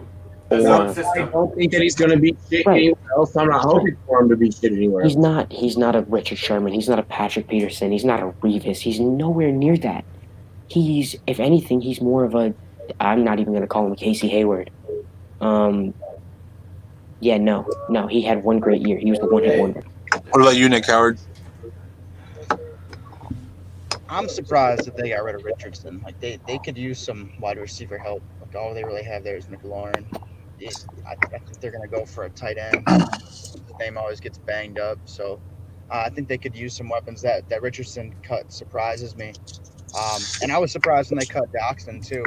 I'm surprised that Richardson and Doxson are all out within like a 16-month period. But I think Richardson will find out spot. I think Norman still has a little bit left on the table. I think that high salary and also like how he was performing, his production like lent a lot of like bullshit and drama, and also like kind of got to his ego a little bit. I think he would be best as like the fourth guy in a rotation, not a nickel, because I don't think he has the speed and like the downfield like coverage skills anymore. He doesn't have that going for him, but he's still a polished vet. Like he still sees stuff. He knows zones. He sees stuff on the field. Other young guys don't. I could see a team like you guys said, a contender looking at him. I could also see a team like I heard he's already like rumored to have interest in the AFC North. I heard the Ravens are like thinking about throwing a look at him, and also the Steelers. They picked up Joe Hayden when everybody thought he was kind of done here, and I think only 3 other teams looked at him, and he's kind of like revived his career a little bit, started playing like how he used to, and everybody said he started to lose the step and get slow and lose agility and quickness too. So But a team I could see him going to, like where he could be slotted as like the fourth guy, maybe like Tennessee takes a run at him and just gets him on the cheap and has another stud in their like defensive backfield and just can throw him out there on some shit. No, Jordan Love I think disagrees. he's about done, and I agree. He had that 1 year, and he's kind of Not been Tennessee. mediocre. May Tennessee- I ask, like, Tennessee What do likes you athletic think- corners. yeah, what do you think, like, is the minimum he'd play for? Because he has a brand outside of football right now. Right. He has a contract in media. Like, if it was any other guy, I'd say he'd hold on, but he does not have to hold on to football. He can go into the booth right now. He can go into the panelists right now on Fox and fit in, and no issue. But he is still young, and we also have had the debate of, should this player go and retire or no, and is it too young for this player or not? I mean, 32, give him at least one more year. Yeah. I mean, he's really got to pop off though as a person 30 plus in the league at the same time. Yeah. I understand as a Redskins fan, you might not have loved that Fox deal he took because it was kind of like his way out. But a lot of fans did not love that he was kind of like preparing for after football. But I think this is what he was ready for. He knew this was coming. He knew this was going to happen. And I think he's kind of on that step where he's ready to get out of there. And he knows he has a chance to get out of there. Yeah, but still, he could make more. If somebody gives him a solid contract, he could make more. Oh, yeah. I mean, I think if you're getting over $3 million a year, you probably play that extra year. No, and just prove 32 it. is old as fuck in the NFL. It is. Oh, it is, yeah. I mean, if you're going to get $3 million a year as a corner at that age, you take it. But less than that, I don't know why you would take it. Nick Howard mentioned that the Redskins were looking for a tight end, and that kind of leads me to my next topic. Jordan Reed. So, Greg Olson wrapped up meetings with He's the in protocol, Redskins, guys. Come on. Bills, No and Reed. Seahawks. Where do you think Greg Olson lands? Throw Oh him my out of there. god. Okay, real quick. Why would the Redskins replace one CTE future person with another? One I don't know broken why record this is- with another. Why? That's what that was one of the things that I was actually considering when that all got brought up with Greg Olson. We're not. It's kind of productive. It's Jordan Reed. Who's going to retire? Thank you. Thank you. With Greg Olson, who I feel should be retiring. Hey, this foot, glass. I don't think he's going a whole season without having to sit out a game because of a hurt foot. I don't trust it. I don't like it. I don't want it. We already have age at the running back position. We don't need to add age on top of more health concerns at the tight end position. We're already trying to alleviate cap space in terms of getting rid of Alex Smith. Like, if we're blowing it up and we're blowing it up for the right reasons and moving in the right directions, then motherfucker, let's go. Let's do it. Right on. But if he does go to a team, I think actually not even the Bills. The Bills would be a decent fit for him. Olson should take the ESPN job and just leave. Hey, they want him, and if they don't get Romo, which they might not, then they want him probably. So Get Josh Norman. get Josh Norman. Yeah, I mean, So, I was about to say, so we're all on guys getting media jobs. Right, yeah. I guess so. I mean, that's what you would do. I can't be on everyone getting media jobs, all of them, because, hey, we need our media jobs as well. With ours. So all right, next. Oversaturate the market. Hey, wait. I just got to say, I didn't mention this earlier about Josh Norman. Ever since that Odell fight, he has not been the same player. Yeah. Interesting how that worked out. That is something, yes, I agree. That fight was in week 15 of that season. 100%. 2016.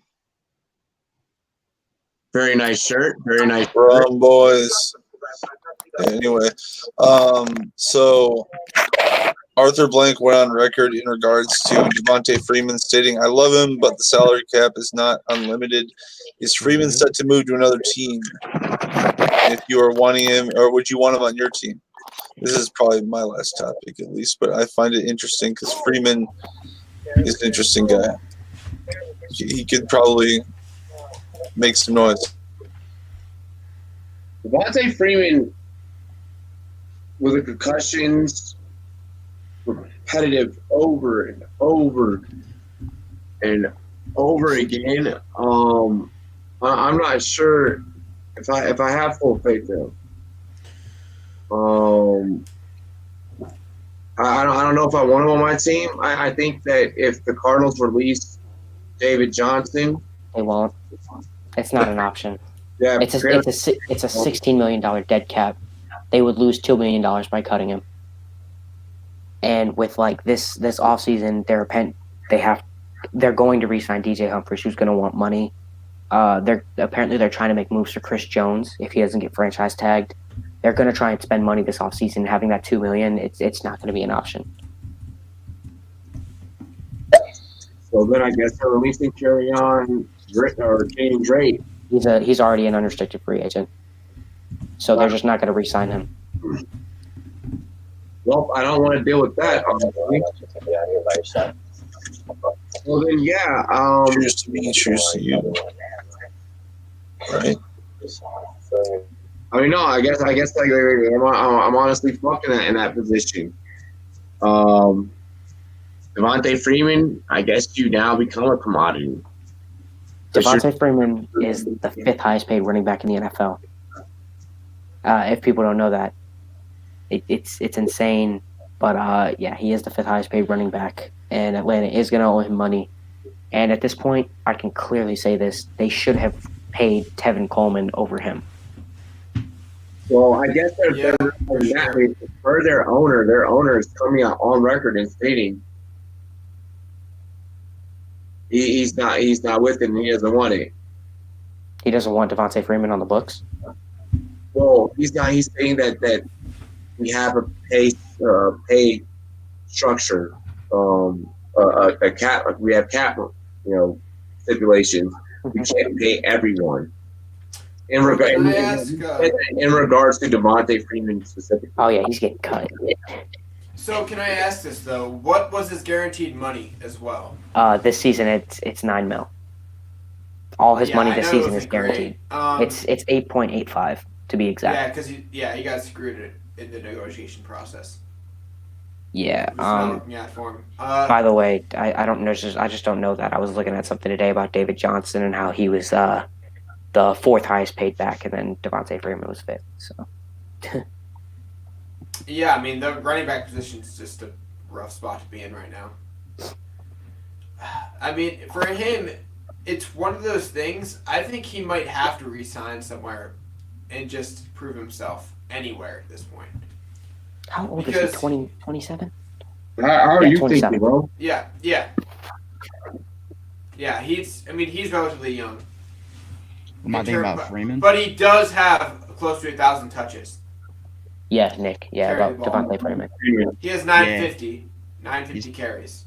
He's got a lot of workload, but I don't know. I still don't think that they want to maintain their weapons. Like they're, to me, Atlanta seems like stay with what they're comfortable, what they know type team. That's why I think they're gonna bring back Cooper. I could see him bringing back Freeman too, like just to keep the same faces in the organization. But I don't think it's a good idea. He's got so much workload, and you can get a good back.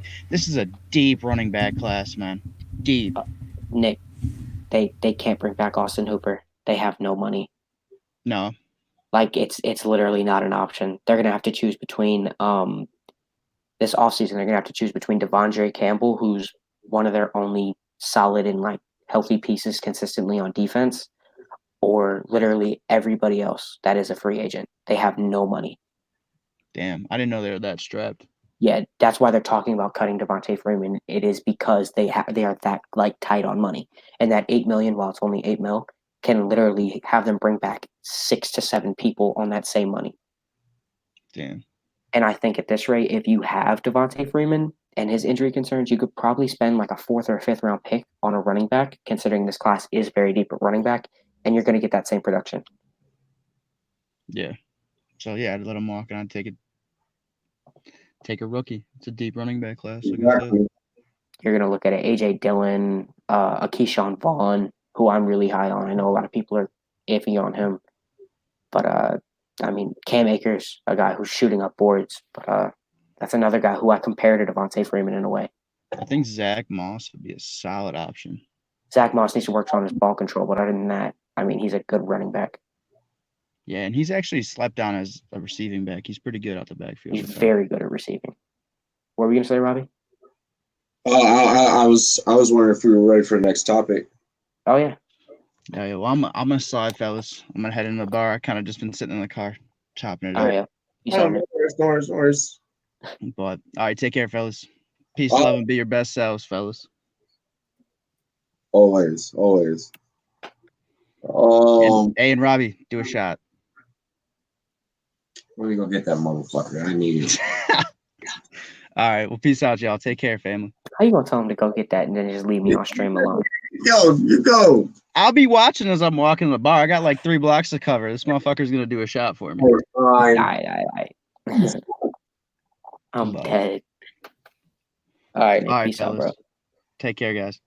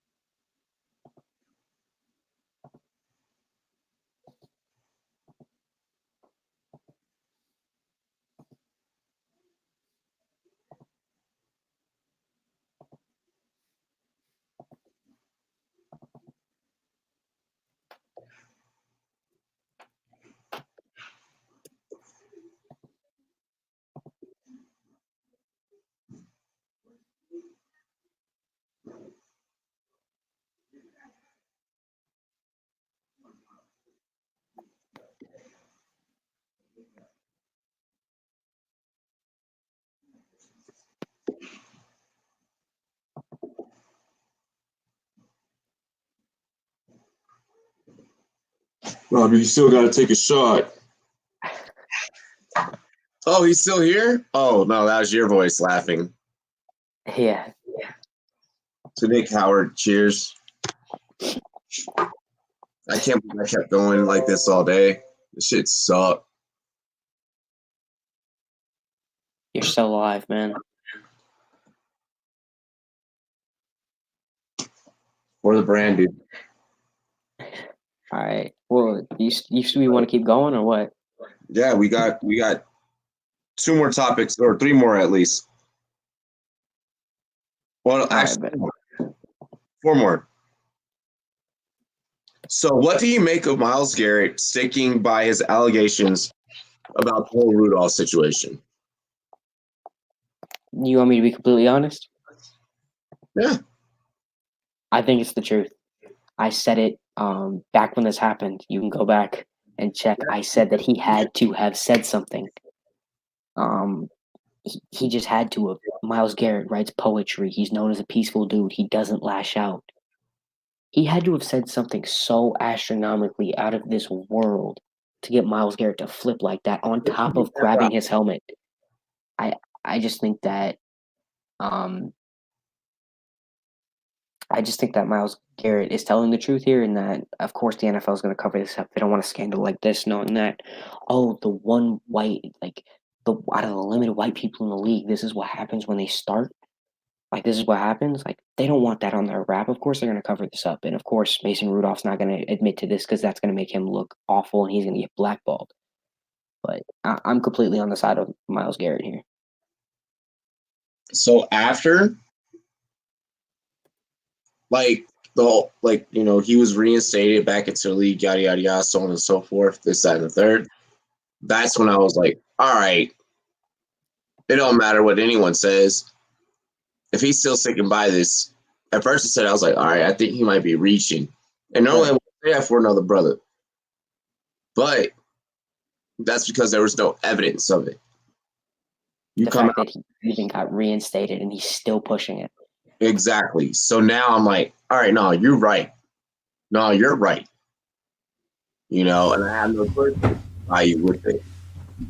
So I wanted to mainly, bring this up to make sure that I righted my wrongs before about me feeling like he was reaching. Because at first, we just dealt with the whole Jesse Smollett situation. We know how that is.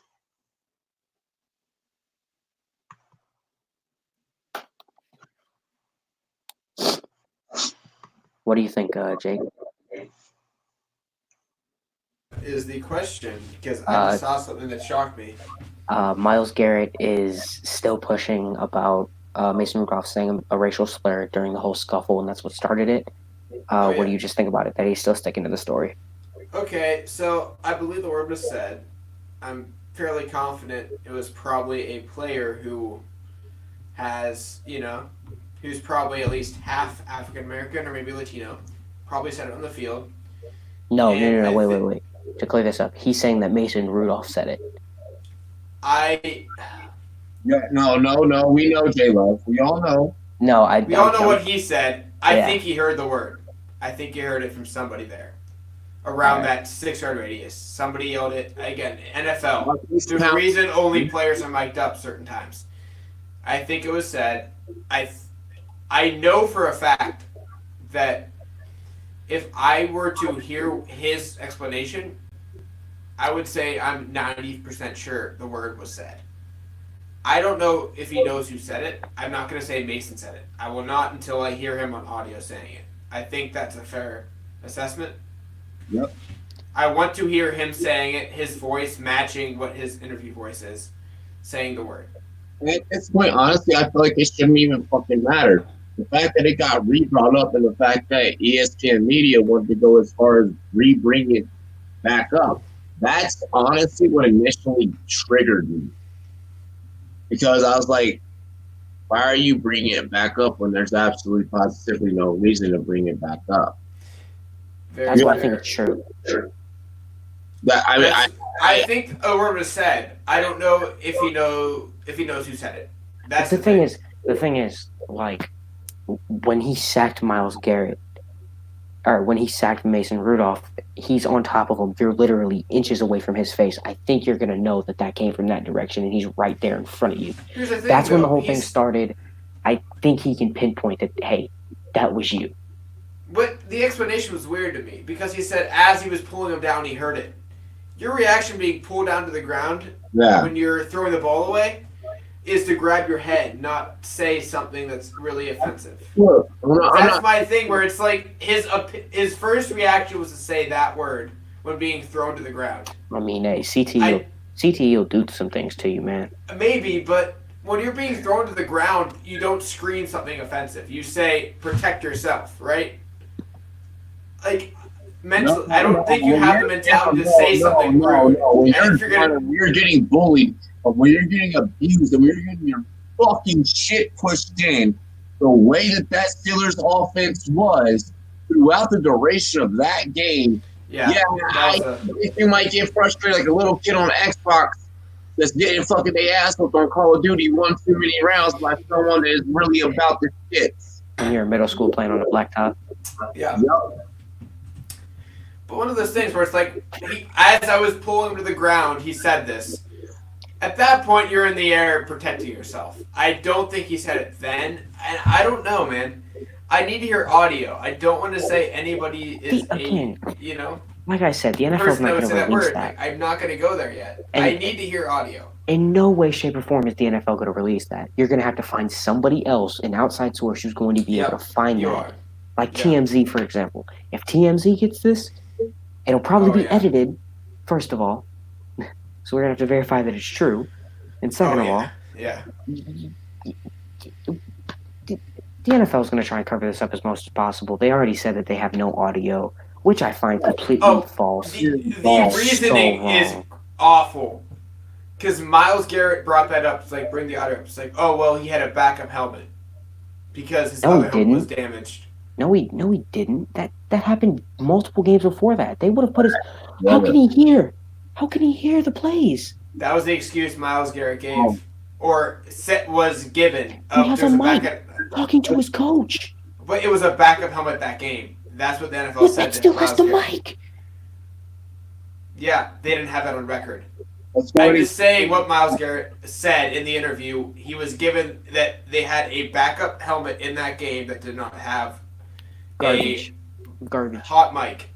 The NFL. Hey, man, I kind of agree. I want to hear it, but I will not say anybody said that word who should not be saying that word unless I hear it. And I think that's fair to say. I want to hear In the United audio. States, you're innocent. So Robbie, proven what's your guilty. opinion here? I just want to hear. I want evidence before I say. I already voiced it, but I already voiced my opinion. I mean, I feel like one, like, well, we treat way passes.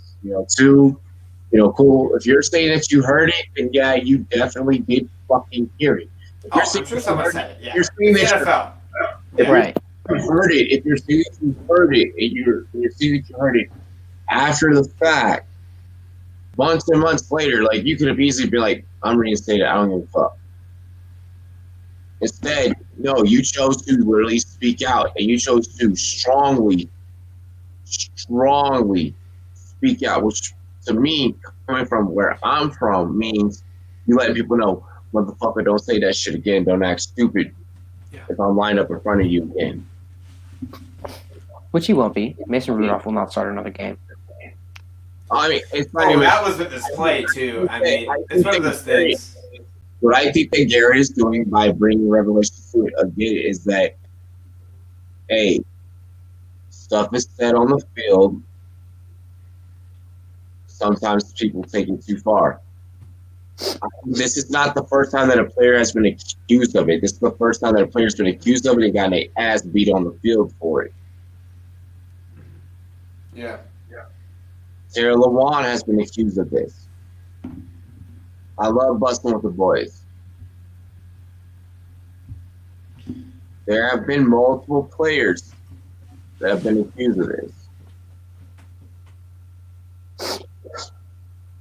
I mean, just think if the NFL released the audio between the fight between Crabtree and what's his name?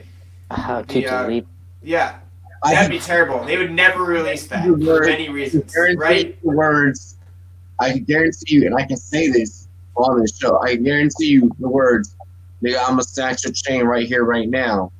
Would never be released, ever. I guarantee you, I guarantee you, Keith Philippe said that. Oh yeah, for sure. Well, he said it too. That's the thing, where it's very clear. But the NFL will not release the mic. There's no way they can do that. Where's for their own business? Though, to leave from confidence. Look, Yeah. Marshawn Lynch has gone on record and said it multiple times. This is the thing. And this is what I learned in the United States military. I remember one of the weirdest experiences for me in basic training was my drill sergeant telling me the person to your right is the person that you have to trust in combat.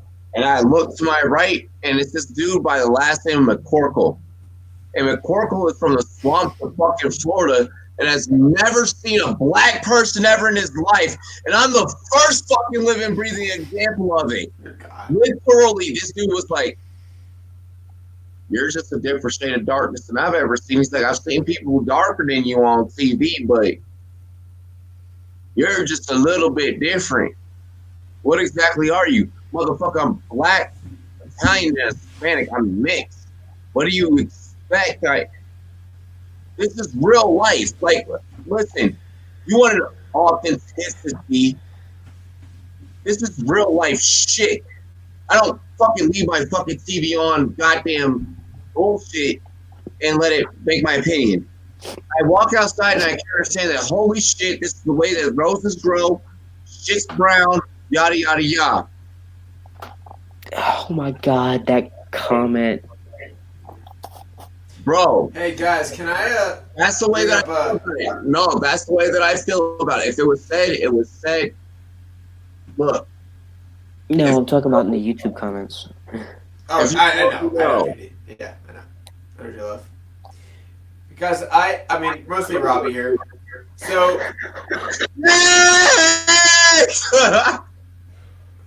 okay. Alright, no comment there.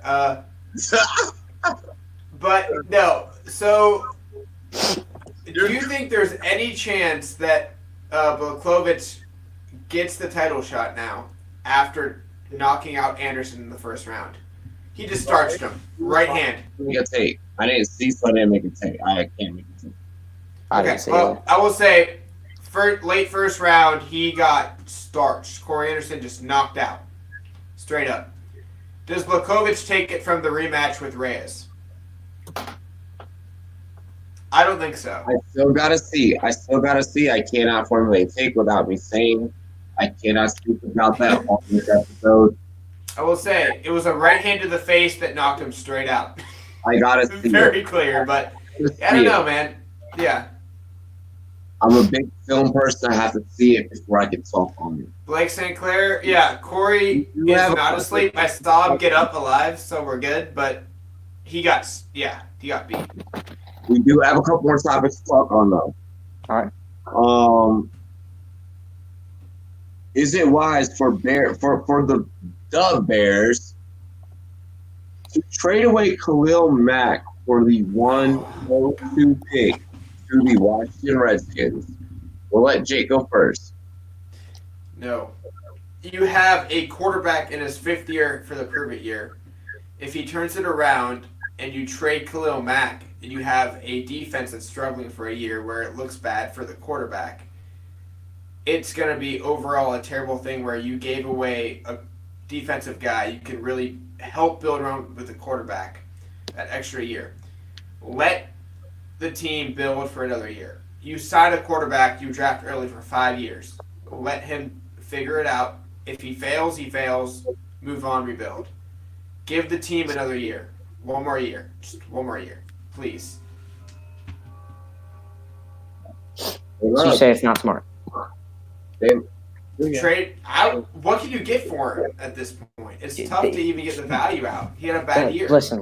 No. Now you're gonna make J Love say something crazy. Go ahead, J Love. Go. Hey, look. Is it smart for the Bears? Yes. This guy's on like a $20 million contract, and he's 30, and you can get the number 2 overall pick, and you can get a younger version of him. And then you can go out and spend that money. You're saving nearly $10 million.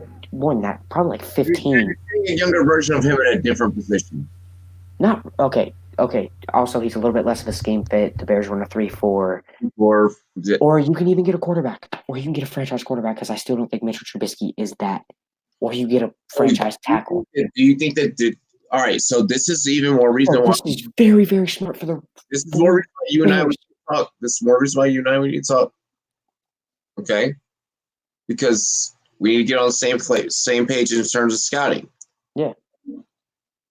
Because I mean, we saw last year that the draft can get it right real quick. Mm-hmm. What we predicted and things that happened were like, what the fuck? Not really. Daniel Jones was a little bit weird. No. That was leaked. That's why I kind of saw it coming. I didn't think that they would do it. I thought it was a dry rumor. Like I thought it was a I'm a Yankee tail rumor. Right. That's what I thought it was too. I call those dry rumors because there's no like substance to them. Yeah. But I thought it was just like I'm gonna just throw everybody off because I really wanted Dwayne Haskins because I thought he was that much better of a prospect. Because if you try and bait somebody to trade up ahead of you and they grab Daniel Jones because they like him, and then you can get Haskins at your initial value, thought that's what they were doing. I think. I mean, but I thought that there was a chance because David Gettleman doesn't usually do that. He usually, whenever he says something about a prospect, he means it. So that wasn't really unexpected. Gettleman became Gettleman, and Gettleman is Gettleman. Gettleman is stupid.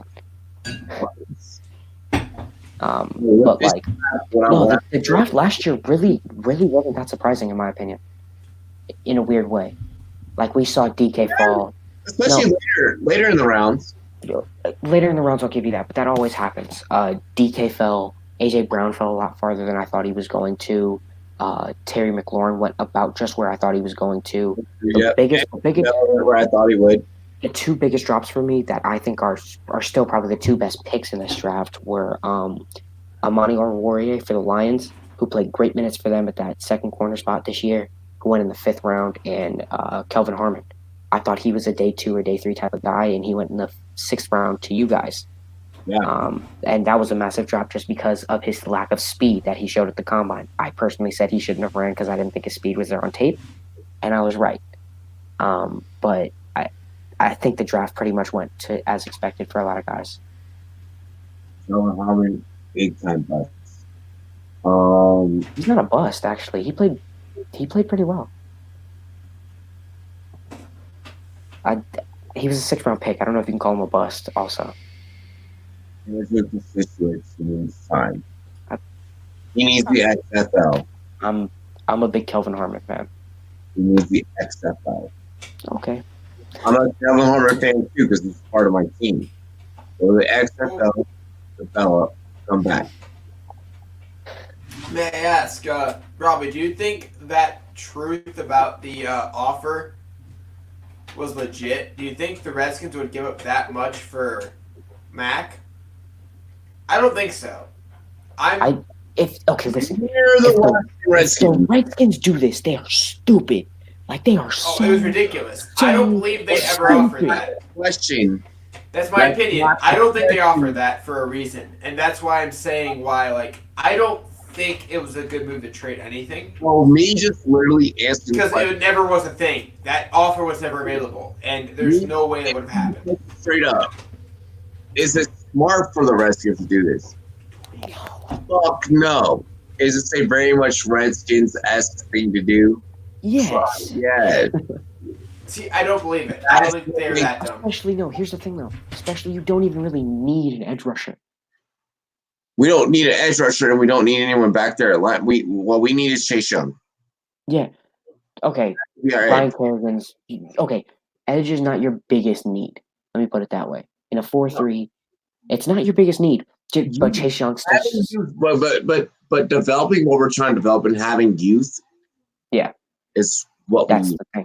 You have Montez Sweat, who's 23, and then you compare him with Chase Young, who's 21. You're looking at a dynamic pass rushing duo for the next decade. And then you pick up Khalil Mack, who in a decade will be 40. And that's what I'm trying to put across. If this trade goes through, the Bears, you fleeced because you can pick your quarterback. You can take Chase Young. You can even look at a franchise tackle if you don't think that your tackles are there, and maybe that's why Trubisky's not being that guy. Or you can even trade down and then pick up a receiver. There's so many options at 2. If you make this move, you fleeced. If the Redskins do this, I'm sorry, you are the worst ran organization I have ever seen in any sport. Even more than the Knicks. Believe me, I'm not denying it. But at the same time, I'm not gonna bitch like a Knicks fan either. So let's see here. Getting into the next topic. Des Bryant multiple times on Instagram posts and so on and so forth has stated he still wants to play not in the XFL, but back in the NFL. Can he contribute to an NFL team? I'm gonna take it. Go ahead, Jake. Sorry. Go ahead, you go first. So, can we argue either way that he was a good route runner at any point of his career? He's a good route runner. I mean, He's a at decent points, route runner. He's a decent route runner. Decent. Was he a speedster? his route. His No. route. Has he slowed down from the injuries? A little bit. I just don't see it. I don't see his ego letting him do it. I don't see a team taking a chance on the fact that his ego could come back up and say, I want a bigger role. I don't see it, personally. I could be some idiot that could be like, oh, he has 12 touchdowns in red zone, but he just doesn't seem a guy that can play late in his career at this point. But Based on his personality, he wants a role that I don't think he in my can opinion, I think Des produce Bryant with. is starting to accept the fact that he's older and the fact that he's sat out for so long, and the fact that he's asked for a job and no team has approached him, even though he's a free agent and he can be approached, is already hurting him. I think that he's coming to terms with the fact that he needs to take a smaller role and that he's going to take a lower contract. The fact He does that so fine. I'm going That's where I to think he point can out do this. it. He took a I'm not lower sure. contract with the Saints, and he looked like he was ready. Like, okay, Michael Thomas is one. He's 1A. Alvin Kamara's 1B. Drew Brees. All these guys are ahead of me. I'll just sit back. I'm going to ride for a championship. That's what I want. And then he got hurt, sadly. Again, I think if he goes to the Saints again and runs it back with Drew Brees, I think that they have a chance. But again, that's the Saints, and they always manage to get screwed over, or they screwed themselves over. Well, what did Hopefully they they see learn how to too? beat the Vikings. I mean, he hurt himself in the first tryout. I don't know if they really No, first saw- practice, not tryout. He signed the Okay, first contract, and then Yeah. but I don't think his ego's gonna harm him. He's a jump ball receiver, and I mean, he's never gonna lose that. He's gonna be 6'4" forever, unless he gets some type of back issue that makes him hunch over. Hope you're right. I hope you're right. Right, he's gonna be 6'4" for the rest of his life. He's still gonna be 215. He's still gonna run that 4.6. And he's still gonna be that jump ball receiver. He's pretty much a tight end in a way.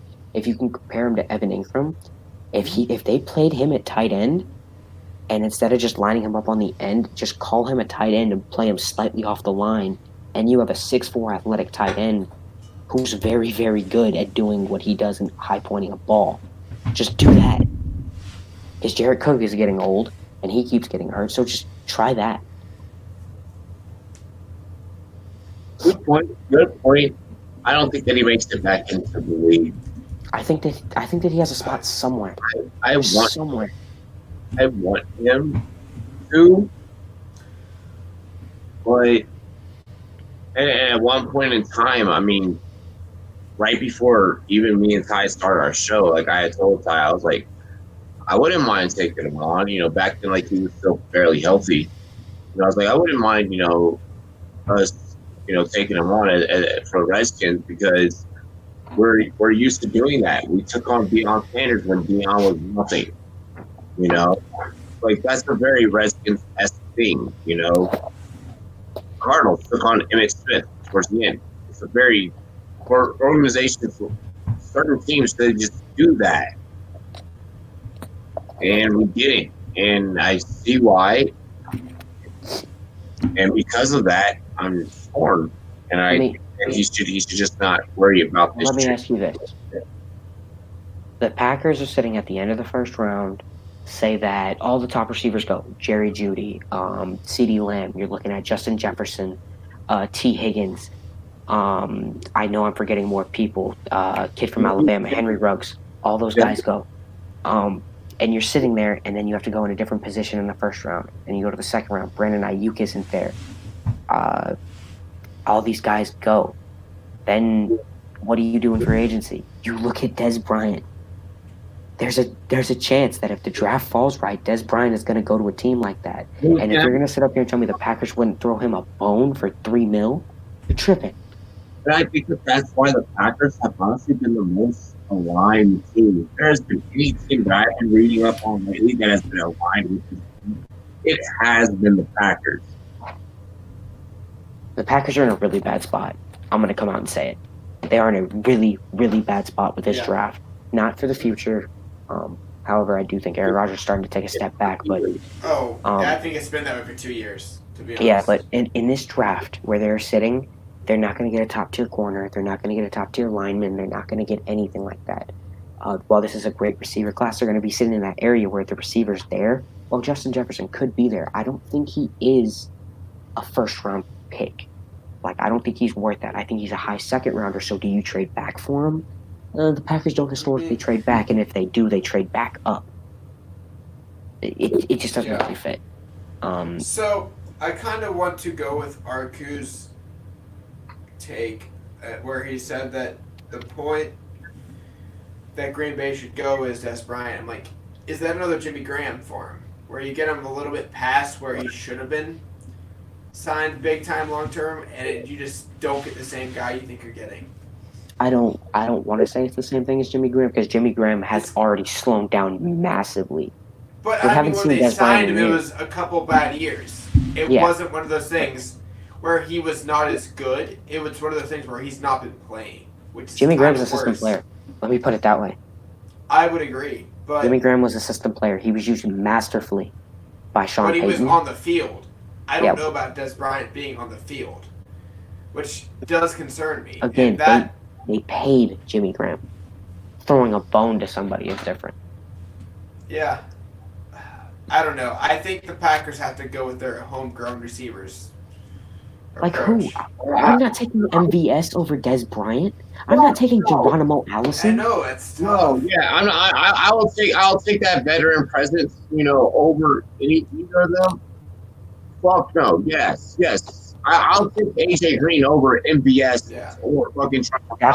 That's a great name to mention. But that's one though. You kind of want to fill talent because you need more than one right now. You need talent around Aaron Rodgers. It's not one receiver. No, you know what don't want to put your money on one. You know what I would do? I don't care if he's on the commissioner's do not play list. I'd throw a bone. I'd throw a deal at Josh Gordon before I look at MVS to be my starter. I would put a bone on Josh Gordon right now over most people if I'm a contender, honestly. Because ladies and gentlemen, go ahead. If you want to fucking talk Josh Gordon, go ahead. No, I'm just saying. Josh Gordon is not gonna. Josh Gordon is not going to consistently play. He's not going to. But that's my point. I'd rather play him than MVS. I'd rather pay him. I know. I was waiting for Jake to go ahead and second your notion, Jake. What about Josh? It's one of those things. I don't love either, but the Packers don't have many options either side of it. So go get one. There's not even a reason to even defend that. I don't think there is a one out there, and you need to find a one. And Bryant's not a one. Serious. That was a joke. Don't defend that take. No, but there is no one for anybody there. But I do think if you're gonna land him, it is the Packers. Des Bryant is a guy for the Packers where you sign him for a good team-friendly deal. But legit, no, I agree with Q there. But the fact that it's tough. And then you just said that he was right. J-Love won that take hands down. No, but I agree. Where it's one of those things where who do you add around him? Are you going to get 3 receivers around Rodgers this year? I mean, the draft is deep. Denzel Mims is going to be like a 3rd-round pick. Laviska, Colorado. 3 receivers to get Chenault. Yeah. Yeah, we're all gonna be a 1st-round pick. He's going to be a 1st-round pick. Late 1st round. Mid 1st round. Oh, unless he falls. Mid late. Okay, let me put this. He could fall. No. Wait. 15 to 20. Let me stop trying to be a hater. He could fall in a way, just because after CeeDee Lamb and Jerry Jeudy, there is a massive drop off there, and those Jerry Jeudy and CeeDee Lamb are already looking like they're going to fall a little bit. Everybody was like, oh, they're going to go between 5 and 10. Honestly, they're probably not going to go until 10 or 15. And then Chenault will probably fall. T. Higgins' stock it was here. I think I thought I had him mocked to the Colts for a while, thinking they needed that type of receiver. There's a chance he's a 2nd-round pick now. Justin Jefferson's stock rose, but he's still not that top 20 type of pick. Chenault is a gadget player, not proven to be a route runner. And Henry Ruggs is still going to be teetering around that 20 range. Looking at these specifics in terms of needs and what specific teams want and need and what they're trying to gather and put together. Chenault would fit. Thank you. Chenault would fit. I agree. But where do the Packers go after that? I'm telling everyone right More now. than one. Like, I don't see a way to help Aaron Rodgers long term with this contract. Really quick, we're Weapons, unless you take for sure that one guy, and then he works. That one You have guy. to get 2 steals. really You need quick. 2 We're about to steals. segue into fantasy football. So Can no, you get 2 steals out of the 3rd, 4th, 5th round at receiver for the Packers? Yes. It's hard to do. Okay, maybe, but is it worth the risk? Wait, The Packers can get steals. This whole draft class is loaded with steals at receiver. Like, this whole class is a steal. I'm not kidding. If these guys decided to stay, like half of them, if you look at T. Higgins, if he decided to go back, Henry Ruggs, if he decided to go back, Devontae Smith, who I thought would declare, probably would have been a first-round pick. He goes back. He's going to be a top 10 pick next year. Michael Pittman, who's going to be a 4th-round pick probably, could be a 2nd-round pick next year if he went back.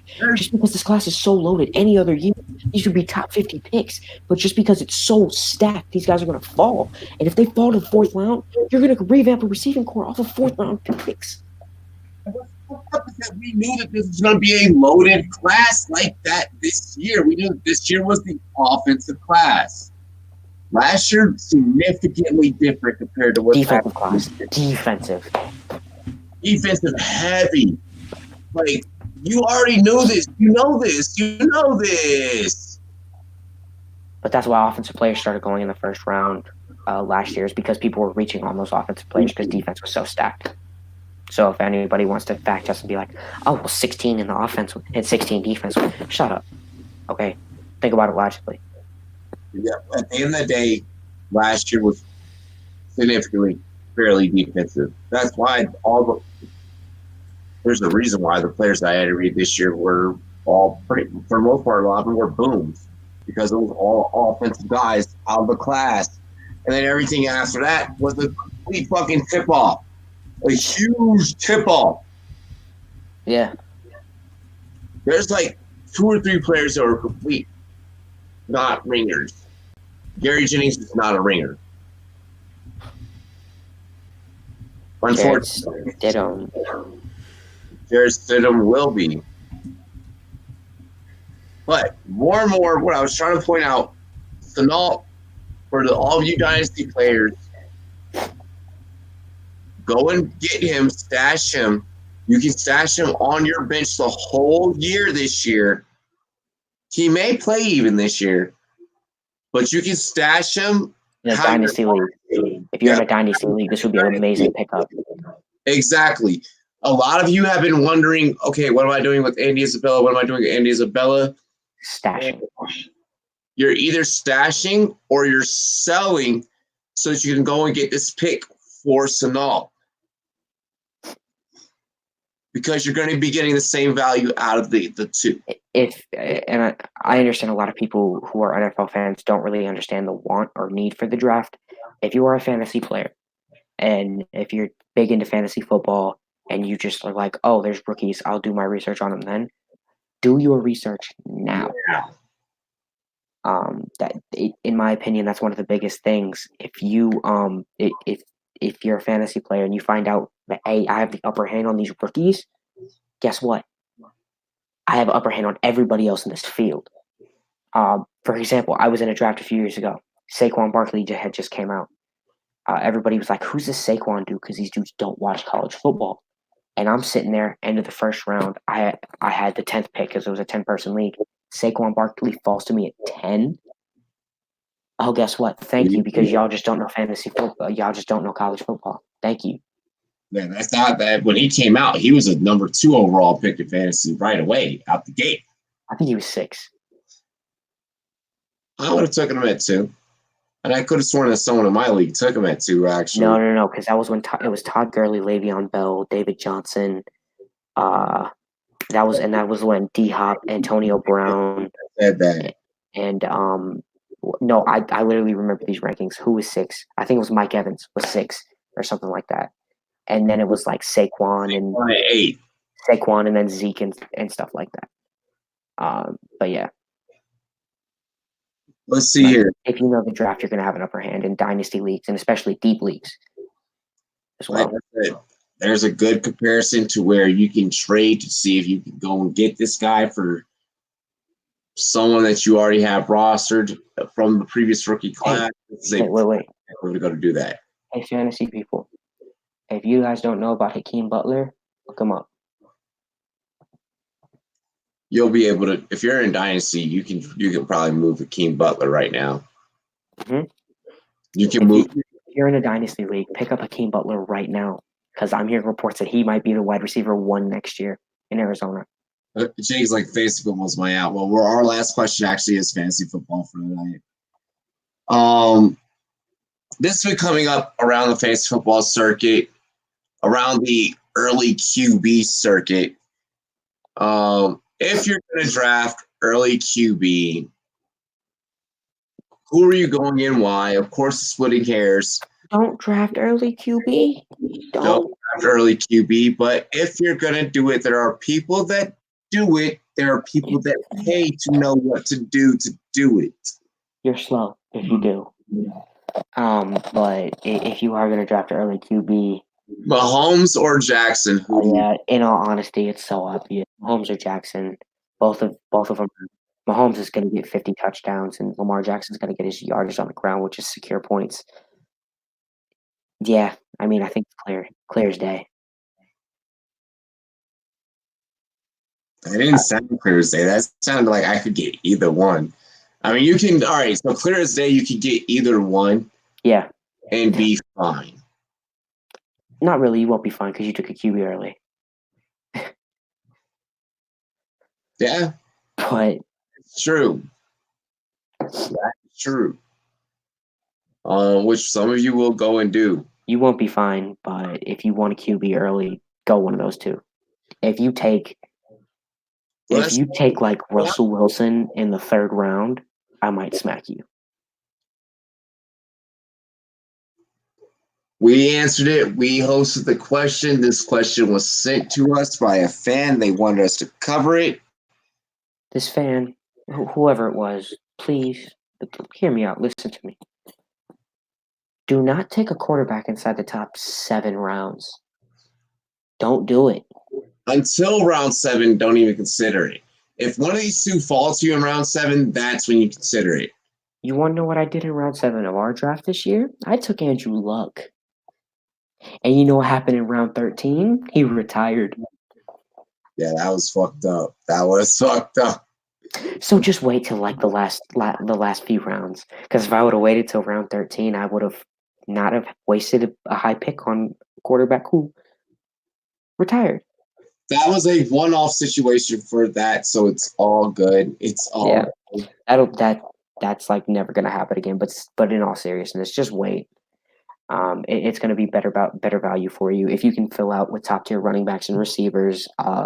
In my opinion, if you get a flex and get a bench player before you go out and get a quarterback, you're looking good. Amen to that. I always say go for rounds 7 and below. If you're gonna QB early, to me in my mind is like, okay, round 7, I'm getting a top tier QB right then and there. Right. So, that's when like Matt Ryan and Baker Mayfield and all them were going in our draft. Exactly. Yeah. I'm looking at round 8 and below, and that's where I want my guy. Real quick, let me look this up. What was the average draft, like if Lamar Jackson was drafted, what was his average draft spot? 8. 8. 8 and below. So exactly. Mahomes was like QB1. third and higher. Yeah, I think it was 2nd round. Yep. So Mahomes, who I think was QB4 fantasy wise, if I'm not mistaken, because Tannehill was 2, Russell Wilson was 3, and then I think Mahomes was 4. QB1 was drafted on average below the 8th round. QB4, while that's still a great quarterback, was in the 2nd round. If you look at that value wise, of course you're going with that later. It's points of disparity. You're pulling hairs at that point. You're pulling teeth at that point. And if you want a really good stat, if you go to wide receiver 1 versus wide receiver 10, their point differential is about 2 fantasy points per game. If you go to quarterback 1 versus quarterback 10, their fantasy differential is like 0.5 points per game. I think it was. That's not that big of a difference. So if you just look at it that way, and I think running back, it was like 3.5. So if you look at that value, if you look at running back 1 versus running back 10, you're going to want to take a running back before you take that quarterback. You always want to take a running back. Because you're getting that value. Different strokes, different folks. Everyone has different needs, and we're always here to help. That is tonight's show. We wanted to make sure that we touched on everything. We were originally supposed to make predictions for the NBA, but we watched the NBA. Long show. Yeah. We ended up watching the NBA. But other than that, cheers to me. Cheers to you. All the Rumboyz and girls, what it do. We greatly appreciate all of you. Dilly dilly. Dilly dilly, everybody.